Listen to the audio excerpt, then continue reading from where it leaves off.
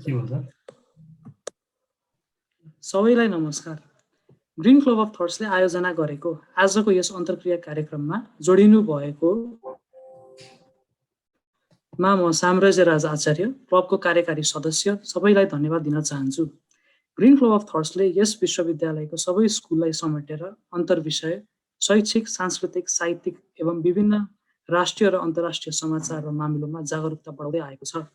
यसै प्रसङ्गलाई निरन्तरता दिँदै नेपालमा विवादित एवं शीर्ष अवस्थामा रहेको अल्पविकसित मुलुकहरूको आर्थिक विकास एवं गरिबी न्यूनीकरण उद्देश्यले गठित अमेरिकी सहयोग नियोग मिलेनियम च्यालेन्ज कर्पोरेसन एमसीसी को बारेमा यही सेरोफेरोमा बसेर ग्रीन क्लब अफ थट्सले एमसीसी आवश्यकता र चुनौतीहरू विषयक अन्तर्क्रिया कार्यक्रम आयोजना गर्दैछ।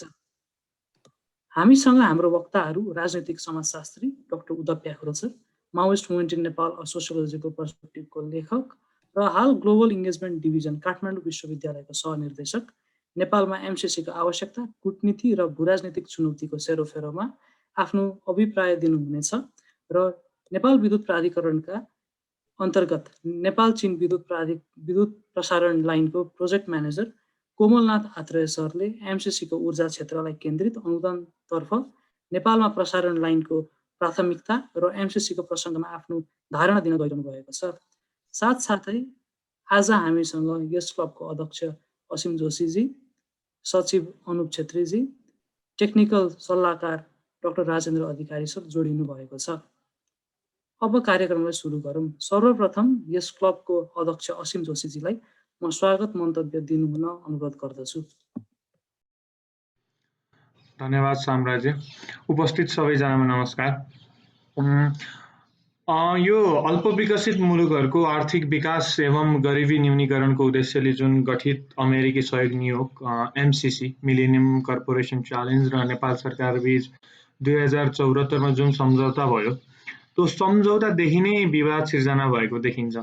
विशेषतः एमसीसी अमेरिकाको इन्डो पेसिफिक रणनीति अनुरूपको नेपाललाई छिमेकी राष्ट्र चीनबाट टाढा राखी आफ्नो प्रभुत्व जमाउन र अझ भयानक त के भने नेपाललाई पनि अफगानिस्तान बनाउने भन्ने यो हल्ला छ वा कुरा छ। अहिलेको अवस्थामा बजारमा भनौँ एमसीसी भन्दा आम मानसपटलमा आउने कुराहरू नै यिनै हुन्। अब अर्को थरी व्यक्तिहरू नेपालको सम्बन्ध सुधार तथा पूर्वाधार विकासका लागि यो आवश्यक छ र जति पनि नकारात्मक कुराहरू छन् सबै भ्रम हुन् भन्ने कुराहरू पनि छ। अब यसलाई कार्यान्वयनमा ल्याउन नेपाल सरकारले विकास समिति ऐन अन्तर्गत एमसीए नेपाल गठन गरेर लगभग 55 अर्ब रुपियाँ अनुदानमा 312 किलोमिटर 400 केबी हाई भोल्टेज प्रसारण लाइन लप्सीफेदी बुटवल हुँदै गोरखपुरसम्मको बनाउने र पूर्व पश्चिम राजमार्गमा करिब 100 किलोमिटर सडक चाहिँ अन्तर्राष्ट्रिय स्तरको स्तरोन्नति गर्ने पनि भनेको छ। अब नेपालकै कति योजनाहरू पेट्रोलियम कर उठाएर यो अहिले भनिएको अनुदान भन्दा बढी उठाएर गरिएको अवस्थाहरू पनि छन्। अब र कति पूर्वाधारविदहरूले यो सम्झौता हुने हुन्न भन्ने धारणा पनि राख्नु भएको छ।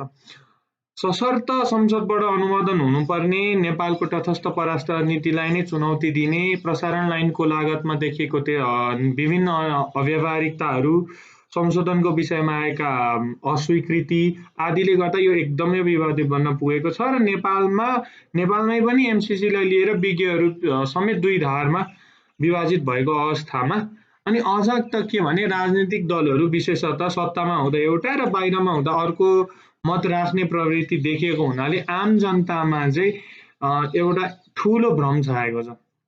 त्यसैले यही सेरोफेरोमा बसेर एमसीसीको आवश्यकता, यसको चुनौती र नेपालको भूराजनीतिक कूटनीति लगायत विभिन्न विषयमा अन्तर्क्रिया गर्नका लागि पाल्नुभएका डाक्टर उद्धव प्याकुरेल तथा श्री कोमलनाथ आत्रेय लगायत सम्पूर्णलाई यस कार्यक्रममा स्वागत गर्न चाहन्छु। धन्यवाद।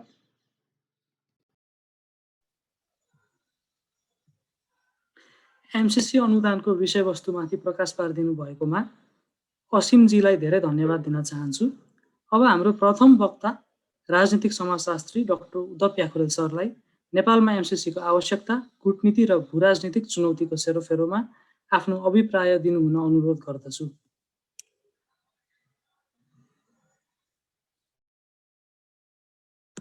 सर हजुरको म्युट छ।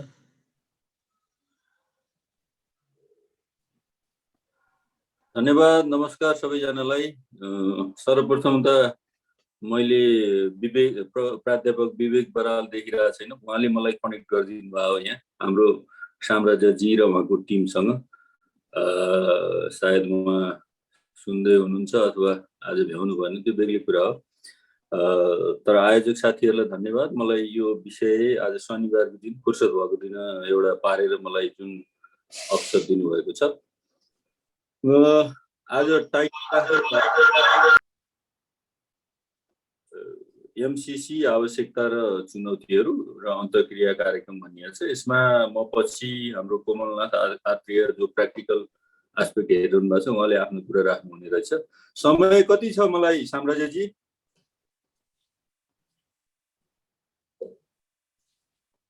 सर तपाईलाई हाफ एन आवर जति छ, आधा घण्टा जति छ। ओहो, धेरै नै रहेछ। ल ठिकै छ। त्यसो भए अलिकति ब्याकग्राउन्डमा हाम्रो अहिले यो क्लबको अध्यक्षजीले पनि प्रकाश पारिसक्नु भएको छ। यो एमसीसी भने के हो, यसले कसरी प्रोसेसमा थियो भन्ने कुराहरू।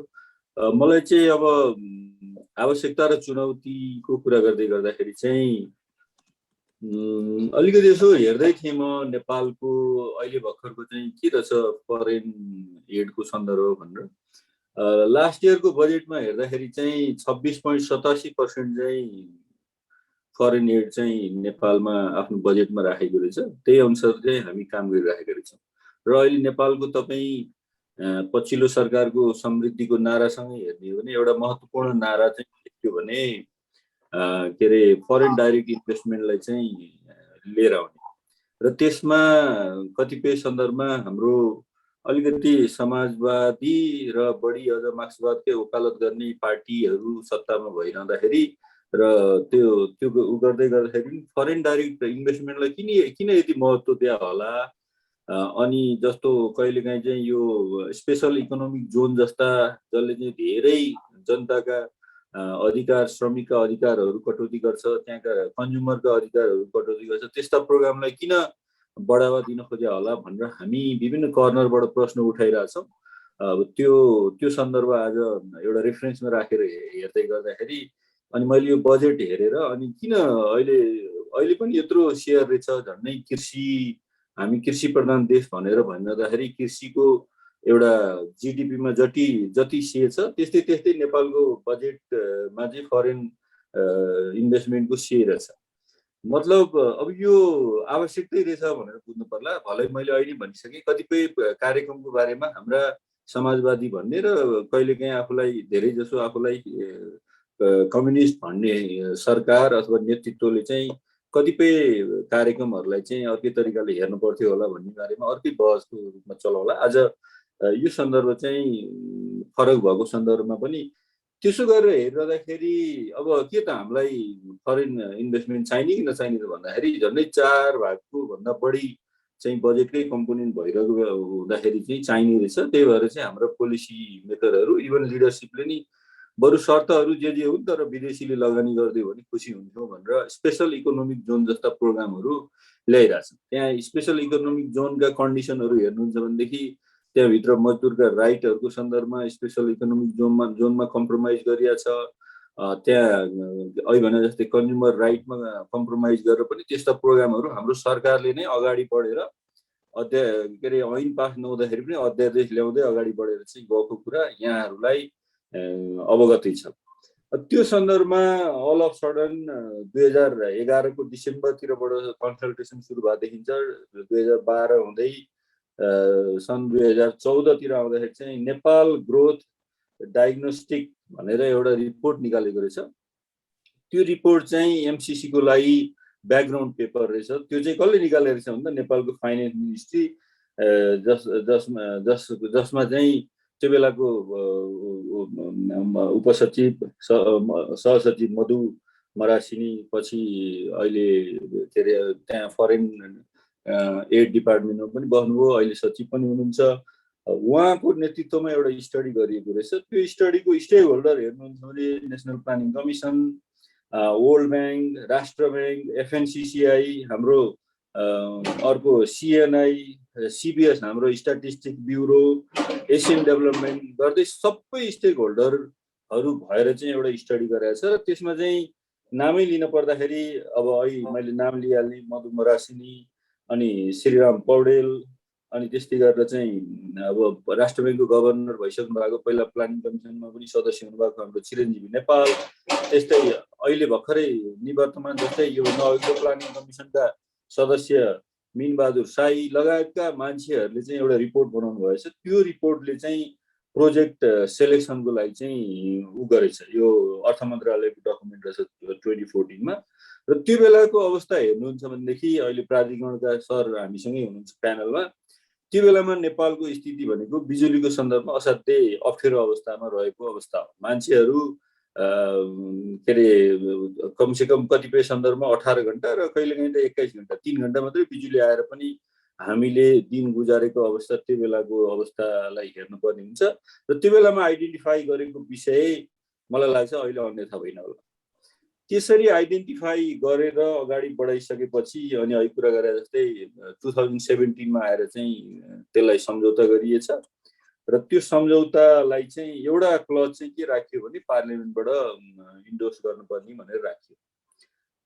अनि त्यो राखेको सन्दर्भ पनि कतिपय सन्दर्भमा दुईटा आछ नि। एउटा सार्वभौम सत्ता नै यसले खतम गर्छ, किन भन्दा नेपालको पार्लियामेन्टले पास गर्ने भनेर गरिरहेको सन्दर्भमा भनेर भनिएको छ भने एउटा विचारधारा चाहिँ भने, अर्को चाहिँ अब त्यही यसको चाहिँ आर्टिकल 7 मा, यो कम्प्याक्टकै आर्टिकल 7 मा हेर्ने हो भनेदेखि चाहिँ त्यसमा के भनिएको रहेछ भनेदेखि यो the government will proceed in a timely manner to complete all of its domestic requirement for this compact to enter into a force. The parties understand that this compact upon it to force will prevail over the domestic laws of Nepal भनेर लेखेको रहेछ। अनि त्यही सन्दर्भलाई चाहिँ कानुन मन्त्रालयमा यो प्याक्टमा सही गरिसकेपछि यो प्याक्ट चाहिँ कानुन मन्त्रालयमा पठाइसकेपछि कानुन मन्त्रालयले के राय दिएछ भनेदेखि यसमा यो डोमेस्टिक लको सन्दर्भ आएको हुँदा यसलाई चाहिँ पास गर्न चाहिँ कमसेकम पार्लियामेन्टले पास गर्नुपर्छ। यसको मतलब चाहिँ के हो भने जस्तो कुनै पनि अन्तर्राष्ट्रिय प्रोजेक्टहरू तपाईँ चाइनिज, जापानिज, इन्डियन कुनै पनि प्रोजेक्ट गर्दाखेरि इन्फ्रास्ट्रक्चरकै कुरा गर्दाखेरि पनि जस्तो अहिले हामीले काठमाडौँ युनिभर्सिटीमा पनि कोरियनको सहयोगमा बिल्डिङ, कोइकाको सहयोगमा बिल्डिङ बनाइरहेका छौँ, अरू बिल्डिङहरू बनाइरहेका छौँ। त्यसको एउटा कम्पोनेन्ट चाहिँ के छ भने नेपाल गभर्मेन्टले चाहिँ भन्सार लगायतका त्यो जति पनि त्यो निर्माण सामग्रीमा लाग्ने भन्सार लगायतका कुराहरू उसले किनिदिने कतिपय इन्स्ट्रुमेन्टमा लाग्ने भन्सार लगायतका करहरू चाहिँ गभर्मेन्टले मिना दिनेछ भन्ने एउटा राखेको हुन्छ भनेदेखि अरू जस्तै अब के अरे पानीको व्यवस्था गरिदिने, जग्गा उपलब्ध गराइदिने, यी सबै कुराहरू चाहिँ यो जसले त्यसलाई रिसिभ गर्ने हो त्यो राखिरहेको हुन्छ। काठमाडौँ युनिभर्सिटीको केसमा पनि ती कुराहरू देखिरहेका छन् र हामीले पनि त्यसलाई इम्प्लाइ गरेर गइरहेका छौँ। त्यस्तै कतिपय प्रावधानहरू राखिएका छन्।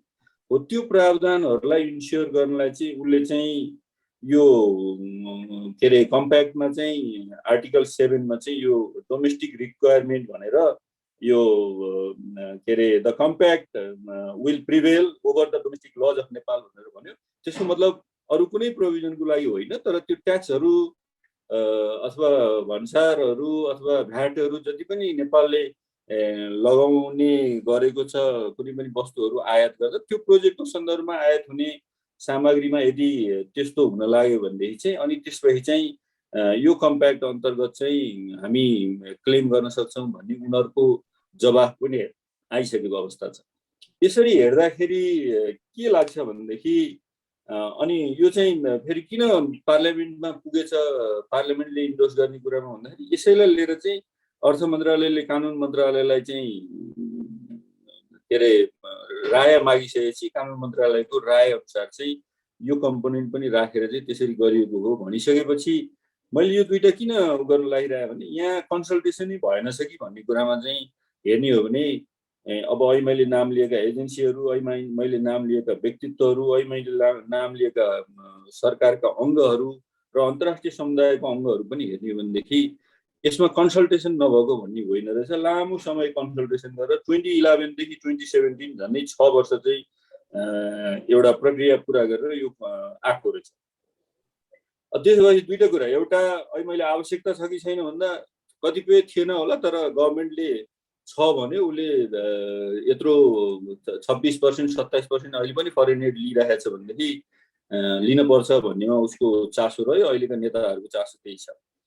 अनि यो के रहेछ, साँच्चीकै तयारी भएर छ कि रहन्छ भन्दाखेरि डेफिनेटली लामो तयारी भएको छ। हाम्रा गभर्मेन्टका मान्छेहरू इन्भल्भ भएको छन्। हाम्रा सिभिल सोसाइटीका जस्तो एफएनसिसिआई, सिएनआई, राष्ट्र ब्याङ्क, सिबिएस भन्ने हो नि, गभर्मेन्ट प्लस सबै मान्छेहरू चाहिँ बसेर प्रोजेक्ट लेखेका छन्। र त्यो बेलामा आइडेन्टिफाई गरेका कुरा पनि अहिले मैले भने त्यो बेलाको अहिलेको सन्दर्भमा जलविद्युतको ट्रान्समिसन कति महत्त्वपूर्ण हो त्यो क्वेसन गर्न सकिन्छ। तर 2014 जतिखेर यो स्टडी आयो, 2013 जतिखेर यो स्टडी हुँदै थियो, त्यो बेलाको सन्दर्भमा हेर्ने हो भने अहिले मैले सिनारियो बताइसकेँ। त्यो बेलाको फार क्राई हाम्रा अहिले यो सहभागी धेरै युवा साथीहरू जस्तै त्यो बेलाका युवाहरूको कुरा गर्ने, म त विदेश जान्छु, अब बिजुली पनि पाउँदिनँ भने म विदेश जान्छु, किन भन्दा मोबाइल पनि चार्ज गर्न पाइनँ भन्ने ठुलो सङ्ख्यामा भएको अवस्थामा त्यो इलेक्ट्रिसिटीसँग अथवा त्यो ट्रान्समिसनसँग जोड्नु पनि त्यो अब्जेक्टिभको हिसाबले पनि त्यो कन्सल्टेसन भन्दा बाहिर गएको जस्तो लाग्दैन। किन भन्दा त्यो बेलाको आवश्यकता त्यो नै थियो। अहिले त्यो फरक हुनसक्छ, मैले त्यसमा भनिसकेँ। तर अनि सँगसँगै यसको कतिपय कुराहरू इन्ट्रेस्टिङ के लाग्यो भने यो के अरे एमसिसी ग्रान्टको लागि पनि कतिपय सन्दर्भमा चाहिँ यो स्ट्राटेजिक हो कि होइन भन्ने सन्दर्भमा पनि कतिपय दुईटा अवधारणाहरू आइरहेका छन्। एउटा अवधारणा चाहिँ के हुन्छ भने यो स्ट्राटेजिक नभइकन कसरी आउँछ र हरेक फन्ड चाहिँ स्ट्राटेजिक हुन्छ भन्ने एउटा अवधारणा छ। अर्को चाहिँ होइन यो त ग्रान्ट हो, यो त फ्री हो भनेर जसरी आइरहेको छ। तर म चाहिँ के भन्छु यसमा भने कुनै पनि मान्छेले नै सहयोग गर्दाखेरि पनि उसले कि फेमको लागि गर्छ कि भने आफू बलियो हुनलाई स्ट्राटेजीको लागि गर्छ। कुनै अनुदान दिँदा अथवा कसैलाई सहयोग गर्दाखेरि पनि अहिले मान्छेहरू सँगसँगै क्यामेरा लिएर फेसबुकमा देखाएर फोटो किन हाल्छन् भने त्यो सहयोग गरेको भनेर आफू चाहिँ प्रचारित हुन, ठुलो मान्छे बन्न गर्छन् भने। अर्को चाहिँ अब त्यही अब गर्नुपर्ने बाध्यता कतिपय सन्दर्भमा मैले उसलाई गर्न भने अर्काले गर्छ, त्यही भएर म पछि पर्छु भनेर गरिरहेको। त्यो एउटा दुई व्यक्तिको बिचको सहयोग र दुई देशको बिचको सहयोगमा खासै फरक छैन। मान्छेहरूले परराष्ट्र सम्बन्धलाई अथवा जियो पोलिटिक्सलाई अथवा इन्टरनेसनल रिलेसन्सलाई अलि अर्कै कम्प्लिकेटेड तरिकाले पनि हेरिरहेको हुन्छ। तर जियो पोलिटिक्स अथवा इन्टरनेसनल रिलेसन जे भए पनि आखिर माटो र माटो त इन्टरेक्ट गर्दैन, डेफिनेटली गर्छ, तर साइन्सको भाषामा गर्छ। तर अहिले हामीले कुरा गरिरहेको सन्दर्भमा अब एड दिने, ह्युमन डेभलपमेन्टमा सपोर्ट गर्ने जुन कुराहरू छ त्यो माटो र माटोले त गर्दैन। त्यहाँ व्यक्ति आउनु पर्यो। त्यो व्यक्ति आउँदा कि तपाईँ हामी जस्तै व्यक्तिहरू आउँछन् र व्यक्तिहरूको डिल गर्ने तरिका चाहिँ तपाईँ हामीले व्यक्तिगत रूपमा गरेको, तपाईँ हाम्रो परिवारमा गरेको डिल जस्तै हुन्छ। त्यही भएर त्यहाँ चाहिँ स्ट्राटेजी डेफिनेटली हुन्छ। त्यो स्ट्राटेजी अमेरिकाको पनि छैन भन्न सकिँदैन। तर त्यति भन्दै गर्दाखेरि पनि अलिकति कम्पेयर गर्ने हो भनेदेखि चाहिँ यो चाहिँ फेरि लोनको रूपमा आएको छैन। कतिपय हामीले अहिले भने जस्तो 26.87% जुन बजेटमा बाहिरको सहयोग छ त्यो कतिपय लोन छन्। अब भने यो चाहिँ ग्रान्टको रूपमा आएको छ। त्यही भएर यो चाहिँ त्यो स्ट्राटेजी भए पनि स्ट्राटेजी छ नै, तर त्यसलाई हामीले स्ट्राटेजीसँग जोडिएका पैसाहरू नै लिइरहेको सन्दर्भमा यो पैसा चाहिँ ब्याज समेत तिर्न नपर्ने हुँदाखेरि अलि कम्फर्टेबल हो कि भन्ने कुरा हो। र त्यसमा अहिले मैले भने जस्तै कतिपय हर्डलहरू जुन अहिले हामीले निकालिरहेका छौँ पार्लियामेन्ट्री एप्रुभलको कुरा, त्यो चाहिँ यदि त्यो बेलामा हाम्रो सरकार, यदि त्यो बेलामा हाम्रो ल मिनिस्ट्रीले चाहिँ यो कुरालाई अदरवाइज सजेस्ट गरिदिएको भए अथवा यसलाई चाहिँ हटाउनलाई नै पहिला त्यो बेला प्रयास गरिदिएको भएदेखि सायद अहिले यो कन्ट्रोभर्सी आउँदैन थियो कि भन्ने लाग्छ। एउटा कुरा। अर्को तपाईँको अब यस्तो ठिकै रहेछ। अब यसो हेर्दाखेरि डेफिनेटली इन्टरनेसनल एडहरू स्ट्राटेजी सहित आउँछन्। त्यसरी आउँदाखेरि यो चाहिँ अलि अरू भन्दा बेटर किन छ भन्दा जस्तै कतिपय मान्छेले चाहिँ रिफर गरिरहेको हुन्छन्, जसले चाहिँ एमसिसीको असाध्यै सपोर्ट गर्छ। उसले के भनिरहेको हुन्छ भनेदेखि होइन चाइनिज एजेन्डा हो यो भनेर पनि भनिरहेको हुन्छ। त्यो सन्दर्भलाई बसेर हेर्ने हो भनेदेखि चाइनिज बिआरआईको फन्डिङ र यो फन्डिङमा हेर्ने हो भने चाइनिजले पनि स्ट्राटेजी छैन भन्दैन। मैले अहिले भनिसकेँ त्यहाँ नि स्ट्राटेजी छ। अमेरिकनले नि स्ट्राटेजी छैन भन्दैन भनिरहेछ अहिले पनि कतिपयले आइपिएस अन्तर्गत भनिरहेछन् अमेरिकाले अस्ति पत्र लेखेर छैन भन्यो त्यहाँ पनि स्ट्राटेजी छ तर तुलना गर्दाखेरि चाहिँ चाइनिजले के भन्यो भने अनुदान देऊ न त जस्तो केरुङ रेलवेकै डिपिआर तयार गर्नलाई फिजिबिलिटी स्टडी गर्नलाई चाहिने हामीलाई 56 अरब जति पैसा तिमीले सहयोग गर्दैनौ न भन्दाखेरि हामी चाहिँ लोन बाहेक त दिन सक्दैनौ भने चाइना लोन दिन्छ तर यसले त अनुदान दिइरहेछ त्यही भएर यतातिर हेर्ने हो भनेदेखि चाहिँ अहिले मैले भने जस्तै यहाँ फर र अगेन्स्टको कुरा छैन हामीले चाहेको हो कि होइन हामीलाई विदेशी चाहिएको हो कि नम्बर 1 नम्बर 2 स्ट्राटेजी सहित आउनेमा पनि ब्याज तिर्ने कि नतिर्ने भन्ने अर्को कुरा हो र त्यो डेफिनेटली तपाईँ र मेरो कानमा आइरहँदाखेरि लोन भन्दा अनुदान चाहिँ बेटरै हुन्छ तर सँगसँगै यसमा अहिले कुरा गरे जस्तै यो पार्लियामेन्ट्री एफेयर्सको कुरा चाहिँ अलि पेचिलो भएर आएको छ त्यसमा पनि अहिले मैले भने जस्तै हाम्रो मिनिस्ट्री अफ ल त्यो बेलाको अधिकारीहरूले चाहिँ यो बारेमा किन यस्तो सजेसन दिए र यसलाई पार्लियामेन्ट्री उसको कम्पोनेन्ट किन बनायो होला त्यो चाहिँ एउटा तपाईँ हाम्रो जिज्ञासाको कुरो छ त्यो सन्दर्भमा हामीले कुरा गर्नुपर्ने हुन्छ होला अब यो यति भनिसकेपछि मलाई लाग्छ यो यसको एउटा सान्दर्भिकताको बारेमा कुरा गर्न सकिने भयो यो चाहिँ अब जनरली चाहिँदैन हामीलाई यति साना सहयोगहरू अहिलेको अवस्थामा तर हाम्रो जुन मिसम्यानेजमेन्ट पैसालाई जसरी दुरुपयोग गर्ने कुराहरू छन् हैन धेरै जसो पैसा गाडी र मोटर बाटोमा युज गर्ने शिक्षा र स्वास्थ्यमा हामीले त्यहाँबाट बचेकुचेका पैसाहरू मात्रै लगानी गर्ने जुन हाम्रो अहिलेसम्मको ट्रेन्ड छ अनि डेभलपमेन्ट बजेटहरू पनि साउन लागेपछि असार लागेपछि मात्रै साउन लाग्ने बेलामा खर्च गर्ने त्यही भएर आज खर्च गर्यो भोलि बगाएर गयो पर्सि उस्ता उस्तै हुने जुन प्रकारको टेन्डेन्सी छ त्यसको सन्दर्भमा हामीलाई धेरै पैसा चाहियो हो नत्र भने अहिले जति म्यानेज गर्न पर्ने थियो हाम्रो इन्टरनल सोर्सले पनि म्यानेज गर्नु पर्थ्यो त्यो बेला कुनै फरेन इन्भेस्टमेन्ट चाहिँदैन थियो न बीआरआई को लोन चाहिएको थियो न एमसीसी को पैसा चाहिएको थियो तर हाम्रो गिभन रियालिटीमा बाँच्न पनि पर्यो अब हाम्रो नेतृत्वलाई आजको भोलि चेन्ज गर्न पनि सकिएन हाम्रो सिस्टमलाई नि आजको भोलि चेन्ज गर्न पनि सकिएन भनेदेखि अहिले चलिरहेको सिस्टममा यो नहुने कम्पोनेन्ट भएको सन्दर्भमा यी विभिन्न तयारीको हिसाबले ब्याज र निर्ब्याजीको हिसाबले लोन र अनुदानको हिसाबले हेर्दाखेरि चाहिँ बीआरआई कामै नलाग्ने अवस्थाको फन्ड चाहिँ हो जस्तो मलाई लाग्दैन तर अब त्यसो भन्दै गर्दाखेरि अब किन यस्तो भयो त चुनौती त व्यापक रूपमा आयो यसलाई कसरी अगाडि लाने त भन्ने सन्दर्भमा पनि चर्चा गर्ने हो भनेदेखि चाहिँ मलाई लाग्छ जस्तै किन यस्तो भयो होला भनेर हेर्ने हो भने 2017 मा यसलाई सम्झौता भएपछि गरेपछि यहाँ लामो के अरे स्थिरताको नाममा एउटा कमिटमेन्ट दिएको सरकार आयो 2/3 झन्डै 2/3 को चाहिँ बहुमत सहितको सरकार आयो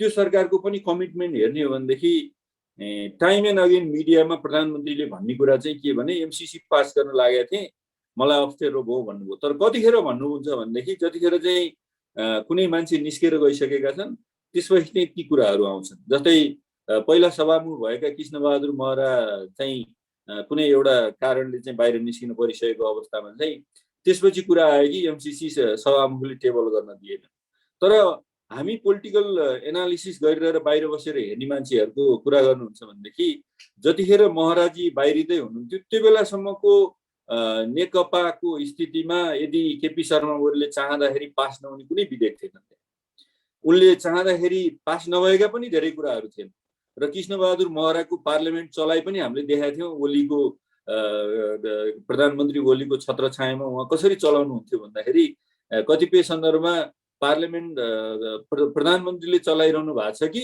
अथवा के अरे सभामुखले चलाइरहनु भएको छ भनेर पनि छुट्याउन नसक्ने अवस्था रोस्टममै गएर प्रधानमन्त्रीले सभामुखलाई निर्देश गरेको अवस्था पनि हामीले देखेका छौँ अब त्यो ब्याकग्राउन्डमा हेर्दाखेरि मलाई लाग्दैन कि त्यो बेलाको सभामुखले यो रोकेका हो तर कसरी चाहिँ रोकियो होला भनेदेखि इभन त्यो बेलाको प्रधानमन्त्रीले चाहिँ त्यसलाई ट्याक्टिकली युज गर्नु खोज्नुभयो यसलाई गिजल्न खोज्नुभयो र त्यो गिजल्न खोजेको कारणले बिस्तारै के भएर गयो भनेदेखि नेकपामा जुन रिफ सुरु भयो कृष्णबहादुर महराको बहिर्गमनसँगै त्यसपछि अरू धेरै इस्युले चाहिँ अब 1.5 वर्ष अगाडितिरको कुरा सन्दर्भमा जाने हो भने नेकपामा जुन रिफ सुरु भयो त्यसपछि चाहिँ यसको बारेमा बहुत चर्चा हुन थाल्यो नयाँ सभामुख आएपछि झन् यसलाई चाहिँ अरू चर्चामा ल्याइयो र नेकपाको खास गरी त्यो बेलाको के अरे विपक्षी धार जसलाई चाहिँ भीम रावलजीले लिड गर्नुभएको थियो, उहाँहरूले यसलाई चाहिँ यसरी उछाल्नुभयो कि कतिपय त त्यतिको मान्छेले प्रस्तुत गरेको पोइन्टहरूको सन्दर्भमा साँच्चीकै त्यो एउटा के अरे राम्रो एकाडेमिक उपाधि समेत लिइसकेको मान्छेले जसरी प्रस्तुत गर्नुहुन्थ्यो त्यो साँच्चीकै त्यस्तो गर्नुहुन्थ्यो कि थिएन भन्ने समेत क्वेसन उठ्न पर्ने हुन्छ। तर हाम्रो नेपाली मानसिकता त्यस्तै छ कि जसले चर्का कुरा गर्यो, जसले चाहिँ अलिकति इभिडेन्स भन्दा पनि बाहिर गएर कुरा गर्यो, त्यसलाई नै ताली बजाउने संस्कार हाम्रोमा भएको कारणले अहिले अध्यक्षज्यूले यो फोरमको अध्यक्षजीले भन्नुभयो जस्तै यसलाई चाहिँ अब के अरे अमेरिकाको आर्मी आउँछ, आएर पनि कहाँ कहाँ बस्ने भन्ने समेत यहाँ बस्छ, यसले चाहिँ अफगानिस्तान बनाइदिन्छ, यो यस्तो छ उस्तो छ, व्यापक रूपमा चाहिँ यसलाई गिजलिएको छ। त्यो भएर यो चाहिँ मैले कता हिन्ट गर्न खोजेको भने त्यो बेला कमिटमेन्ट गर्यो एउटा सरकारले, शेरबा देउपाजीकै चुनावी सरकारले सही गरेर आएपछि यसलाई अगाडि लैजाने भन्ने सरकारमै पनि कमसेकम प्रधानमन्त्री, त्यो बेलाको प्रधानमन्त्रीमा त्यो कमिटमेन्ट थियो जस्तो लाग्दैन मलाई। उहाँ कमिटमेन्ट थियो भने पनि उहाँलाई चाहिँ कुनै एउटा अदृश्य शक्तिको यति दबाब थियो कि उहाँ कसैलाई देखाएर चाहिँ यसलाई पेन्डिङमा राख्न चाहनुहुन्थ्यो, नत्र उहाँले चाहेको भए मलाई लाग्दैन त्यो 2 वर्षको बिचमा उहाँले अड्काउन सक्नुहुन्थ्यो। कृष्णबहादुर महराको त्यो बेलाको भूमिका मलाई त्यो प्रकारको महत्त्वपूर्ण लाग्दैन, त्यसमा डिबेट गर्न सकिन्छ। मैले होइन भने 1-2 त दृष्टान्त उहाँ कसरी प्रस्तुत हुनुहुन्थ्यो पार्लियामेन्टमा भनेर पनि त्यो बेलाको रेकर्डहरू हेर्नुभयो भने थाहा हुन्छ उहाँले रोक्न सक्ने अवस्थामा हुनुहुन्थ्यो। तर यो हाम्रो आन्तरिक कारणले नै त्यसलाई रोकियो र रोक्दाखेरि मलाई लाग्छ त्यहाँ चाहिँ अब पछिल्लो चरणमा चाहिँ किन यस्तो भयो होला, गाँजियो होला भन्दाखेरि त्यसमा चाहिँ मलाई लाग्छ यहाँ चाहिँ जियो पोलिटिक्स अवश्य घुसेको छ। दुईटा कुरा, जसरी एक थरीले बिआरआईको कुरा गर्छन् र अर्को थरीले एमसिसीको कुरा गर्छन्, एक थरीले यो इन्डो पेसिफिक स्ट्राटेजीको कुरा गर्छन्, अर्को थरीले बिआरआईको कुरा गर्छन्, त्यहाँनिर गएर चाहिँ हामी अहिले भाँसिन परेको छ। अब दुईटैको सन्दर्भमा जुलुसहरू निस्केका उहरू देखिँदाखेरि अनि ओपिनियनहरू देखिँदाखेरि अलिअलि चाहिँ के शङ्का हुन्छ भनेदेखि हामी साँच्चीकै यो डकुमेन्ट पढेर अनि यसलाई अरू पनि कम्पेयर गरेर, अन्यत्र देशको पनि कम्पेयर गरेर, हाम्रो बजेटरी लिमिटेसनहरू हेरेर कुरा गरिरहेछौँ कि अथवा कसैको लागि कुरा गरेका छौँ भन्ने कुरा चाहिँ देखिन्छ दुईटै सन्दर्भमा। त्यो मैले यसको मात्रै सन्दर्भमा भन्न, त्यो अर्को सन्दर्भमा पनि त्यो उठिरहेको हुँदाखेरि यो चाहिँ हाम्रो लागि दुर्भाग्यपूर्ण छ। हामीले यसरी तयारी गरिसकेको डकुमेन्टमा कतिपय सन्दर्भमा ब्युरोक्रेसीलाई पनि घचघच्याउन पाइन्छ। किन ल मिनिस्ट्रीले यस्तो सुझाव दियो होला, किन त्यो बेलाको के अरे अब अरूहरूले यसलाई हेर्न सकेनन् होला, किन यत्रो 2/3 सरकारले यसलाई पास नगरेर गिजो ल्याउने वातावरण बन्यो। त्यो बेलामा पछिल्लो चरणमा त यसलाई राष्ट्रियताको नारा बनाएर आफू पपुलर हुनलाई पनि कतै खोजियो कि भन्ने सन्दर्भ चाहिँ आउँछ।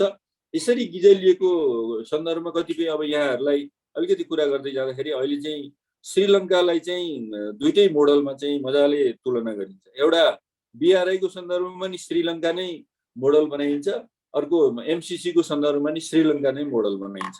अहिले श्रीलङ्का यति भल्नरेबल भएर गयो कि अलि अगाडिको रिपोर्टहरू हेर्दाखेरि आर्थिक रूपमा श्रीलङ्का 10 वर्ष अगाडि 15 वर्ष अगाडि के अरे एकदमै राम्रो आर्थिक तथा सामाजिक सूचक भएको श्रीलङ्का अहिले अब वैदेशिक ऋण तिर्न नसक्ने अवस्था, अनि ऋणको ब्याज तिर्न नसक्ने अवस्था, बजेटैको सन्दर्भमा पनि कतिपय सन्दर्भमा के अरे अप्ठ्यारो परिरहेको अवस्था किन देखियो होला भन्ने कुरा चाहिँ आइरहेछ। जस्तै बिआरआईको सन्दर्भमा के भनिन्छ श्रीलङ्कालाई भने त्यो हम्बनटोला पोर्ट भन्ने छ, जुन चाहिँ बिआरआईले लोन दिएर बनाएको थियो, त्यसको चाहिँ ब्याज तिर्न नसकेर, त्यसको लोन तिर्न नसकेर 79 वर्षको लागि चाइनालाई लिजमा दिएको कुरा मजाले उठाइन्छ बिआरआईको सन्दर्भमा पनि। अनि एमसिसीको सन्दर्भमा नि श्रीलङ्काले त छोडिदियो नि भनिन्छ। तर अलिकति हेर्ने हो भनेदेखि चाहिँ एमसिसीको सन्दर्भ नेपालको र श्रीलङ्काको अलि फरक छ। नेपालले 2011 देखि सुरु गरेको रहेछ, मैले हेर्दै गइरहेको थिएँ के रहेछ यो उसको सन्दर्भ भनेर। तर उता चाहिँ श्रीलङ्काको सन्दर्भ चाहिँ अलि पछि 2016 तिरबाट सुरु गरेको रहेछ। उसले नि अरू कतिपय चरणहरू पार गरेर प्रोजेक्ट आइडेन्टिफाई गरिसकेपछि उसले कम्प्याक्टमा साइन गरेको अवस्था हो। हामी चाहिँ साइन गरेर अनि अगाडि गइसकेको अवस्था हो भने श्रीलङ्काले साइन गरिसकेको अवस्था होइन। ऊभन्दा हामी एक चरण अगाडि गइसकेपछि हामी डिस्कस गरिरहेछौँ। अब हामीसँग चाहिँ एमसिसीको अफिस आइसकेको, एमसिएको नाममा ऊ चाहिँ के अरे नेपालको दर्ता प्रक्रिया अन्तर्गत दर्ता भएर काम गरिरहेको अवस्था हो भनेदेखि त्यही छलफलकै सन्दर्भमा एउटा उनीहरूले एप्रुभल चाहिँ दिएको, श्रीलङ्काले आफ्नो इन्ट्रेस्ट देखाएको, तर पछिको सन्दर्भमा चाहिँ त्यसरी आएको सन्दर्भ हो। त्यसलाई पनि हामी मजाले ट्विस्ट गरेर चाहिँ कुरा गरिरहेको हुन्छ।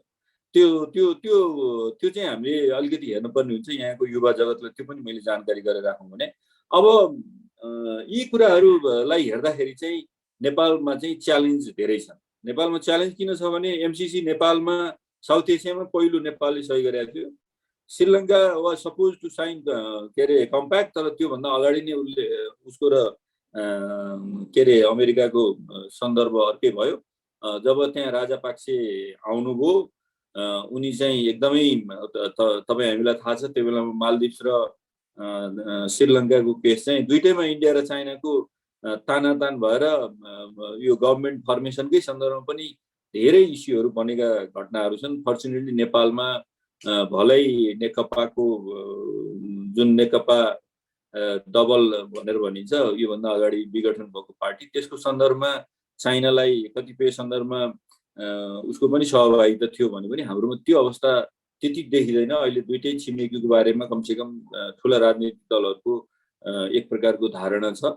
तर श्रीलङ्कामा त्योभन्दा एकदम अप्ठ्यारो स्थिति भइसकेको सन्दर्भमा राजापाक्सेले चाहिँ प्रो इन्डिया लाइन लिँदाखेरि चाहिँ त्यसलाई नो भन्नै पर्थ्यो, नो भन्नुभयो। तर अहिले त्यसको चाहिँ रिपर्केसनहरू एकदमै अप्ठ्यारा रिपर्केसनहरू श्रीलङ्काले बेहोरिरहेछ भनिएको छ। अहिले भने जस्तै हामीले भने जस्तै हाम्रो जस्तै त्यहाँ पनि मोडस अपरान्डी साउथ एसियाको उस्तै हो। कन्फ्लिक्ट पछि श्रीलङ्का पनि बिग्रेको छ। श्रीलङ्कामा पनि अहिले राजापाक्सेको चाहिँ एकदमै त्यो डाइनेस्टीलाई स्प्रिड अप गर्नलाई एकदमै इन्भेस्ट गरिरहेछन्। त्यो अवस्थामा उनलाई अहिले जुन समस्या परिरहेको छ, भोलि हामी पनि यो दुइटै बिआरआई प्लस यो एमसिसीलाई अहिले जसरी गिजलेर अहिले जसरी डिभाइडेड भएर अलिकति साँच्चीकै हामीले आफ्नो निड अनुसार गऱ्यौँ कि गरेनौँ, यसलाई निड अनुसार लान सकिन्छ कि सकिँदैन र अब्जेक्टिभली गर्न सकिन्छ कि सकिँदैन भनेर हेऱ्यौँ भने अप्ठ्यारोमा पर्ने चुनौती चाहिँ ठुलो छ। त्यसलाई कसरी डिल गर्ने भन्ने सन्दर्भमा मलाई लाग्छ गभर्मेन्टका कतिपय लुप होलहरू देखिए। जस्तो अस्तिको चिठीकै सन्दर्भ हेर्ने हो भने पनि त्यो चिठीमा प्रशस्त प्रश्नहरू गर्ने ठाउँहरू थिए। जस्तै अब कतिपय प्रश्न नसोधे भए पनि हुन्थ्यो, त्यो अर्को तरिकाले कुरा गर्नुपर्ने कुराहरू पनि प्रश्नमै राखेर जसरी सोधियो त्यसले पनि अलिकति क्रिटिसिजम आलोचना बेहोरेको छ। त्यो बाहेक अरू हेर्ने हो भनेदेखि चाहिँ मलाई लाग्छ अब यसरी यसलाई गिजल्न भन्दा पनि यसलाई सेटल गरेर अगाडि जानुपर्छ। हामी अब जियो पोलिटिकल्ली एउटा नेबरहुडको सन्दर्भमा भारत र चाइना जस्ता दुइटै उदयमान शक्तिको बिचमा छौँ र बाहिरबाट हेर्ने हो भनेदेखि फेरि ग्लोबल पावरको रूपमा चाहिँ अहिले अब अहिलेसम्मको सन्दर्भमा हेर्ने हो भनेदेखि यो युएसएसआरको विघटनपछि जुन अमेरिकाको एक छत्र ऊ छ त्यसको पनि हाम्रोमा इम्प्याक्ट हुन्छ। त्योसँगै वेस्ट र अरू कन्ट्रीहरू चाहिँ जोडिएका हुन्छन्। त्यो अवस्थामा अब त्यसको कन्सिक्वेन्सेसहरूलाई कसरी बेहोर्ने त, यसरी डिभाइडेड भएर जाने हो भन्ने सन्दर्भमा चाहिँ हेर्नै पर्ने हुन्छ। अब यसलाई अर्को तरिकाले हेर्ने हो भनेदेखि फेरि अमेरिकाले त्यो एमसिसीकै उसमा शर्तहरू पनि राखेको रहेछ। यसो हेर्दाखेरि चाहिँ नेसेसरी इन्डिकेटर भनेर चाहिँ quality of the electoral process, political pluralism and participation, government, corruption and good governance and transparency, fair political treatment of ethnic group जस्ता कतिपय डेमोक्रेसीका इन्डिकेटरहरू पनि राखेको रहेछ।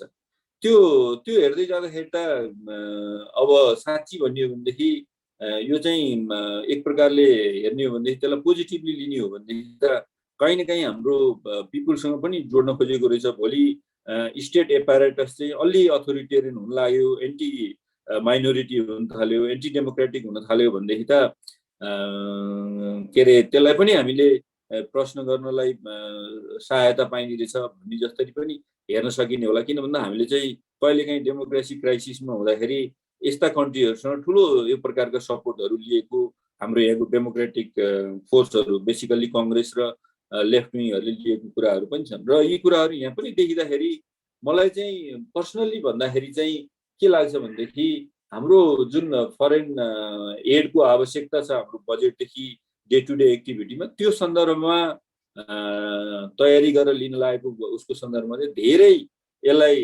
गिजल्न भन्दा पनि यसलाई चाहिँ वे आउट धेरै जानुपर्छ। जसरी बिआरआईको सन्दर्भमा इभन इन्ट्रेस्टदेखि अहिले मैले कुरा गरेँ, बिआरआईको सन्दर्भमा पनि कुरा गर्ने हो भनेदेखि अब रेलवे नै हाम्रो आवश्यकता हो कि होइन भनेर यो के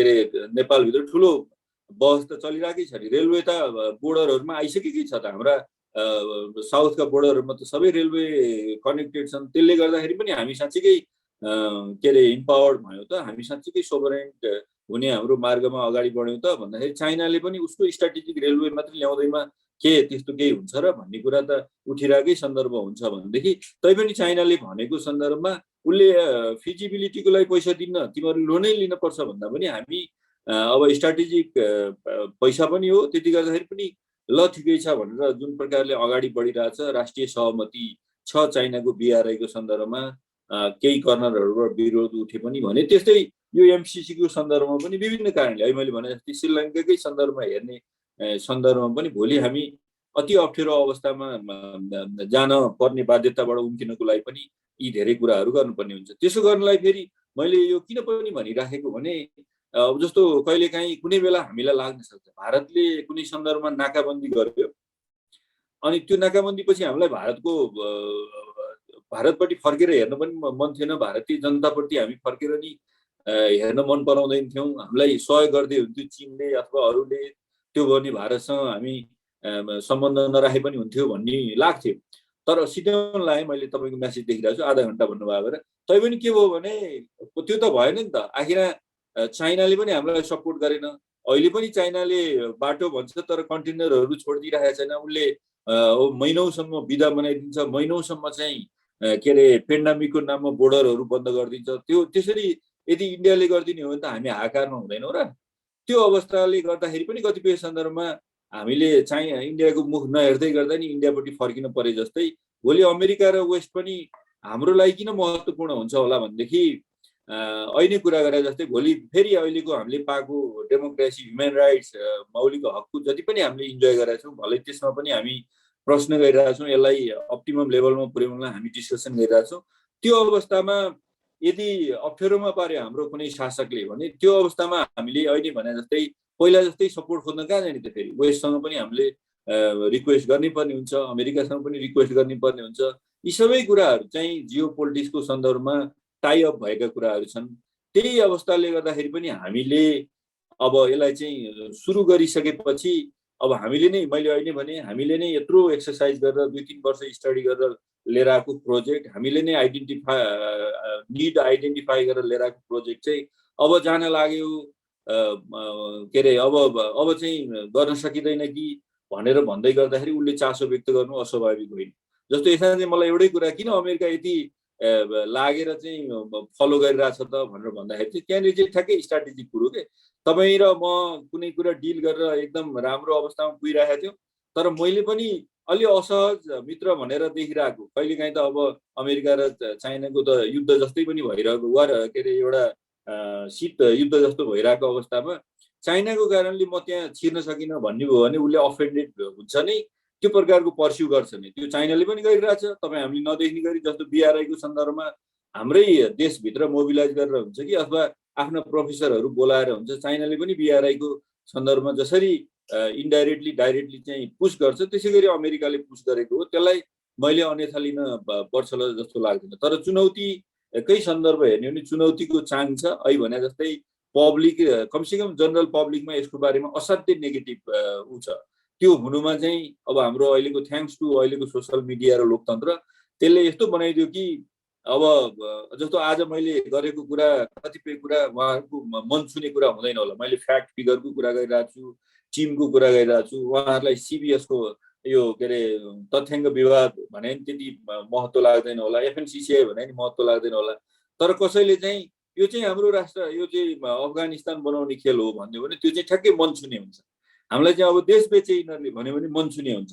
त्यो कारणले त्यस्ता अलिकति नेगेटिभ भाइब दिने कुराहरू चाहिँ सोसल मिडियाका कारणले जनतासँग पुग्ने र उहाँहरूले त्यसैको आधारमा पर्सेप्सन बनाउने अहिलेको अब त्यो सोसल मिडिया थ्रु कुरा पुग्ने कुरालाई राम्रो मान्दै गर्दाखेरि पनि अरू धेरै नेगेटिभ भाइबहरू बनेको कारणले चुनौतीको चाङ छ। कुनै पनि राजनीतिक दलले बोल्दै गर्दाखेरि गाली खाने अथवा डिसिजन गर्दाखेरि पनि गाली खान पर्ने अवस्था छ। तर यसलाई चाहिँ अब कमसेकम लिडरसिपले अहिले मैले भने जस्तै टप लेभलको लिडरसिपले चाहिँ के हो त यसको साँच्चीकै ऊ चाहिँ अब यो यसलाई कसरी अब जस्तो अमेरिकाको पछिल्लो ऊ चाहिँ कतिपय सन्दर्भमा हामी बसेर छलफल गरेर नै अगाडि जान सक्छौँ, कतिपय एमेन्ड गर्न नि सक्छौँ भनेको अवस्थामा त्यतातिर पनि गृह कार्य गर्ने हो कि उता पनि केही नभन्ने तर जनतालाई पनि केही नभनेर यसलाई बिछलेर राखेर यसलाई अरू बदनाम बनाउनु भन्दा एउटा डिसिजनको पोइन्टमा पुगेर अगाडि बढ्नुपर्छ। त्यसै गरी नै चुनौती पार गर्न सकिएला। त्यसको लागि पारदर्शिता नै ठुलो कुरो हो, त्यसको लागि बहस नै ठुलो कुरो हो र कमसेकम युवा साथीहरूले मलाई यो बहसमा पनि सहभागी गराइदिनु भयो। मैले आफूलाई लागेको कुरा सेयर गर्न पाएँ। आयोजकलाई धन्यवाद।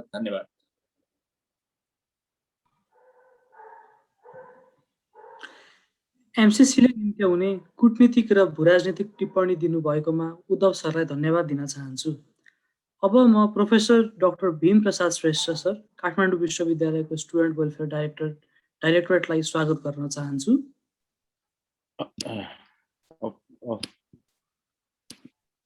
नमस्कार सर।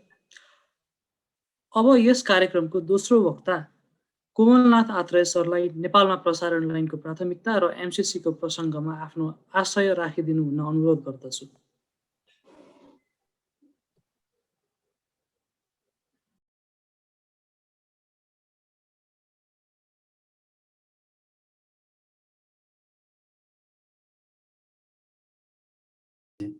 ट्रान्समिसन लाइनको ओभरभ्यू भन्दाखेरि सुरुमा चाहिँ हाम्रो अहिले नेपाल विद्युत प्राधिकरणको कति ग्राहक छन् भन्ने कुरामा टोटल कन्ज्युमर चाहिँ होइन अहिले 51 लाख पुगिसक्यो हाम्रो होइन। एक्सेस टु इलेक्ट्रिसिटी ग्रिड चाहिँ 89 लगभग 90% ग्रिडसँग एक्सेस भइसक्यो अहिले होइन। पपुलेसन पर क्यापिटा इनर्जी कन्ज्युसन चाहिँ 260 किलोवाट आवर छ होइन अहिले नेपालको। पिक डिमान्ड चाहिँ अहिले हालसालै हिजो अस्ति 1600 मेगावाट पुगिसकेको छ। सिस्टम लस चाहिँ हाम्रो अहिले 17.8 छ लेटेस्ट अहिले। डिस्ट्रिब्युसन लस जसमध्ये अब यो डिस्ट्रिब्युसन लस चाहिँ धेरै हुन्छ, यो जस्तै जेनेरेसन ट्रान्समिसन र डिस्ट्रिब्युसन हुन्छ जसमा अहिले लगभग 11.6% डिस्ट्रिब्युसन छ, त्योभन्दा बाँकीको चाहिँ अब जेनेरेसन ट्रान्समिसन अरू लस टेक्निकल लसहरू। अनि ट्रान्समिसनको क्यापासिटीलाई चाहिँ अब एमबिएमा नापिन्छ होइन। 64,433 एमबी छ। डिस्ट्रिब्युसन क्यापासिटी यति छ। त्यसै किसिमको डिस्ट्रिब्युसन ट्रान्सफर्मर यो हाम्रो यति छ। त्यसपछि आएर अब हाम्रो अहिले मुख्य कुरा चाहिँ अहिले रोडमा नेपाल पावर सेक्टरमा चाहिँ 3 वर्षमा 3000 मेगावाट, 5 वर्षमा 5000 मेगावाट र 10 वर्षमा 15000 मेगावाट चाहिँ नेपाल गभर्मेन्टको जुन पावर सेक्टरको रोड म्याप छ 2018 कै, जसमा चाहिँ जेनेरेसन मिक्स चाहिँ गभर्मेन्ट नेपालले चाहिँ को यो 34 नम्बर बुदामा चाहिँ व्हाइट पेपरमा के भन्छ भने रन अफ द रिभरबाट चाहिँ हाम्रो 30 देखि 35% हामीले यो टोटल यो 15000 मेगावाट मध्ये 30 देखि 35% हाम्रो रन अफ रिभरबाट जेनेरेसन हुन्छ र यो पिआरओआरबाट यो 25 देखि 30% स्टोरेज र पम्प स्टोरेज हाइड्रो यो प्रोजेक्टबाट यो 30 देखि 35 र अल्टरनेटिभ रिन्युएबल इनर्जीबाट चाहिँ 5 देखि 10% गरेर हाम्रो चाहिँ 10 वर्षमा 15000 मेगावाट बिजुली उत्पादन गर्ने लक्ष्य छ। यसको लागि त अब ट्रान्समिसन लाइन त बन्नै पर्यो हैन। अब यसमा चाहिँ ट्रान्समिसन लाइनको प्रायोरिटी किन त भन्ने कुरा चाहिँ हामीले इनिसियर कन्स्ट्रक्ट इफिसिएन्ट र कोअर्डिनेटेड इकोनोमिकल जुन ट्रान्समिसन जुन यो अहिले हाम्रो नेपाल विद्युत प्राधिकरणले जुन वर्गीकरण गरेछ 66 केबी भन्दा माथिकोलाई चाहिँ हामीले ट्रान्समिसनमा राखेछौँ कि 66 केबीसम्म चाहिँ डिस्ट्रिब्युसनले हेर्छ। 66 केबी भन्दा माथि 400 केबीसम्मको चाहिँ एमसीसीको पनि 400 केबी हो। भोल्टेज लेभललाई चाहिँ हामीले ट्रान्समिसन क्याटेगोरीमा राखेका छौँ होइन। अब यो गरेर हामीले स्मुथ फ्लो अफ इलेक्ट्रिसिटी जुन डिस्टेन्स लोड सेन्टरसम्म पुर्याउने हाम्रो लक्ष्य छ। सुनिराख्नु भएको छ नि सरहरूले? हेलो हजुर सर, हामी सुन्दैछौँ। अब तपाईँको lack of adequate transmission facility हुने बित्तिकै के हुन्छ भने पावर सेक्टर डेभलपमेन्टमा बोटलनेक हुन्छ। जस्तै एउटा 400 केबीले तपाईँको सिङ्गल सर्किट भयो भने अथवा एमसीसीको 400 केबीले चाहिँ 3000 मेगावाट भन्दा बोक्न सक्दैन कि भारी हैन। भनेपछि हाम्रो त 15000 मेगावाट उत्पादन गर्नु छ भनेपछि हाम्रो 400 केभीहरू कति बन्नुपर्छ र यो चाहिँ हाम्रो bilateral power exchange between neighbouring country. हाम्रो चाहिँ के छ भने 10 वर्षमा हामीले 15000 मेगावाट बिजुली उत्पादन गर्ने, जसमध्ये 10000 मेगावाट चाहिँ हाम्रो स्वदेशमै खपत गर्ने र 5000 मेगावाट चाहिँ हामीले नाइबरिङ कन्ट्री भन्ने बित्तिकै हाम्रो भारत र चीन, अब मिल्यो भने अब भारतले बाटो दियो भने बङ्गलादेशमा हाम्रो चाहिँ बेच्ने हाम्रो लक्ष्य हो। अब यो ट्रान्समिसन यो अलिक क्लियर देखिँदैन होला, पावर म्याप चाहिँ नेपालको ट्रान्समिसन लाइनको अलिकति देखाउने अलिक क्लियर यो सरौरा अहिले देखिएन कि यो हैन, यो अलि क्लियर छैन भनेदेखि सर फुल स्क्रिन गरिदिनु सर, फुल स्क्रिन गरिदिनु यो स्लाइडलाई। फुल स्क्रिन चाहिँ यसरी हुन्छ सर फुल, यो देखियो सर क्लियर छ। F5 चाहिँ पनि हुन्छ होला फुल स्क्रिन, F5 भन्ने छ अथवा तल त्यो कप जस्तो छ एउटा, यो हुन्छ नि हैन, अहिले भयो कि सर? हजुर भयो हैन सर। अब एक्जिस्टिङ ट्रान्समिसन नेटवर्कमा चाहिँ अब 400 केबी अहिले एमसिसी त सबभन्दा अब यो विवादित छ नि त हैन। यो 400 केबी चाहिँ अब अहिले चाहिँ कहीँ पनि हाम्रो ढल्केबर यो अहिले भर्खरै यो ढल्केबर मुजफ्फर योभन्दा अघिल्लो स्लाइड चाहिँ देखाउँ। ब्याक भयो सर, एकैछिन अगाडि गएछ। मैले चाहिँ यो ट्रान्समिसन नेटवर्क देखाउन खोजेको थिएँ नेपालको हैन। यो ट्रान्समिसन नेटवर्कमा चाहिँ हाम्रो यो रातोमाटै चाहिँ यहाँ पर्छ सर हैन। अब यो अर्कोबाट देखिन्छ, जसमध्ये यो 400 केबीहरू होइन, 400 केबी चाहिँ एक्जिस्टिङ यहाँ यति मात्र छ सर भर्खर। यो चाहिँ जुन निलो देखियो, यो रातो देखिरहेको छ 66 केबी छ यो होइन, यो जुन रातो देखिन्छ यो 66 केबी अहिले यो हाम्रो चिलिमेतिर यो त्रिशुलीतिर त्यता हुँदै चाहिँ आएको छ। अनि यो 132 केबीको लाइन चाहिँ यो हरियो देखिरहेको, यो मेचीदेखि महाकालीसम्म तराई गरेर जुन देखिरहेछ यो 132 केबी लाइन हो, जसलाई हामी नेसनल ग्रिड भन्छौँ हैन। यो मेचीदेखि महाकालीसम्म पुरै हाम्रो 132 केबी लाइन छ। यसलाई हामीले अहिले 220 केबीमा लगभग अपग्रेड गर्ने प्रक्रियामा छ। 220 चाहिँ हाम्रो अप्पर तामाकोसीबाट हैन यो ढल्केबरसम्म 220। अनि अब यो अहिले ढल्केबरबाट मुजफ्फरपुर चाहिँ अहिले अब यो अहिले चिज भर्खरै चाहिँ यो सब स्टेसन गरेर 400 केबीको। अब यसमा चाहिँ कुन कति किलोमिटर छ भन्ने कुरा यहाँ देखाइरहेछ। यहाँ 400 केबी कति लेन्थ कति छ, 220 केबी कति छ, अहिले एक्जिस्टिङ हाम्रो रिसेन्ट डाटा हो। अनि कति किलोमिटर हाम्रो लाइन छ भन्ने कुरा यसले देखाउँछ सर हैन। अब एमसिसीको पनि 400 केबी हो। अब यो पावर यो किन यति महत्त्व छ हैन यो भन्ने कुरामा चाहिँ अब हेर्नुहोस् है, यहाँनिर हाम्रो इन्डियासँग हाम्रो विभिन्न यो ट्रान्समिसन नेटवर्क जोड्ने हामी 11वटा पोइन्टबाट अहिले अगाडि आउँछ। हाम्रो 11वटा पोइन्टबाट विभिन्न ट्रान्समिसन सरी है म एकछिन फेरि यो इन्डियाको विभिन्न ठाउँहरूसँग हाम्रो नेटवर्क यसरी सञ्जालहरू जोडिरहेको छ 11वटा पोइन्ट। र हामीले चाइनासँग भर्खर अब केरुङ र यो किमाथानका अरू 2टा पोइन्टबाट चीनसँग जोड्न सकिन्छ, जसमध्ये किमाथानका हाम्रो खोलेको छैन बोर्डर। त्यसकारण केरुङसँग पहिलो हाम्रो ट्रान्समिसन लाइन लिङ्क अप गरौँ भनेर हाम्रो केपी शर्मा ओलीको चीन भ्रमण भएकोमा बेलामा सहमति समझदारी भएको हो। र त्यो कुरा चाहिँ अस्ति कुलमान घिसिङ एमडी र केपी शर्मा ओली प्रधानमन्त्री हुँदाखेरि चाहिँ पहिलो सम्झौता यो केरुङबाट 400 केबी लाइन जोड्ने भनेर भएको छ।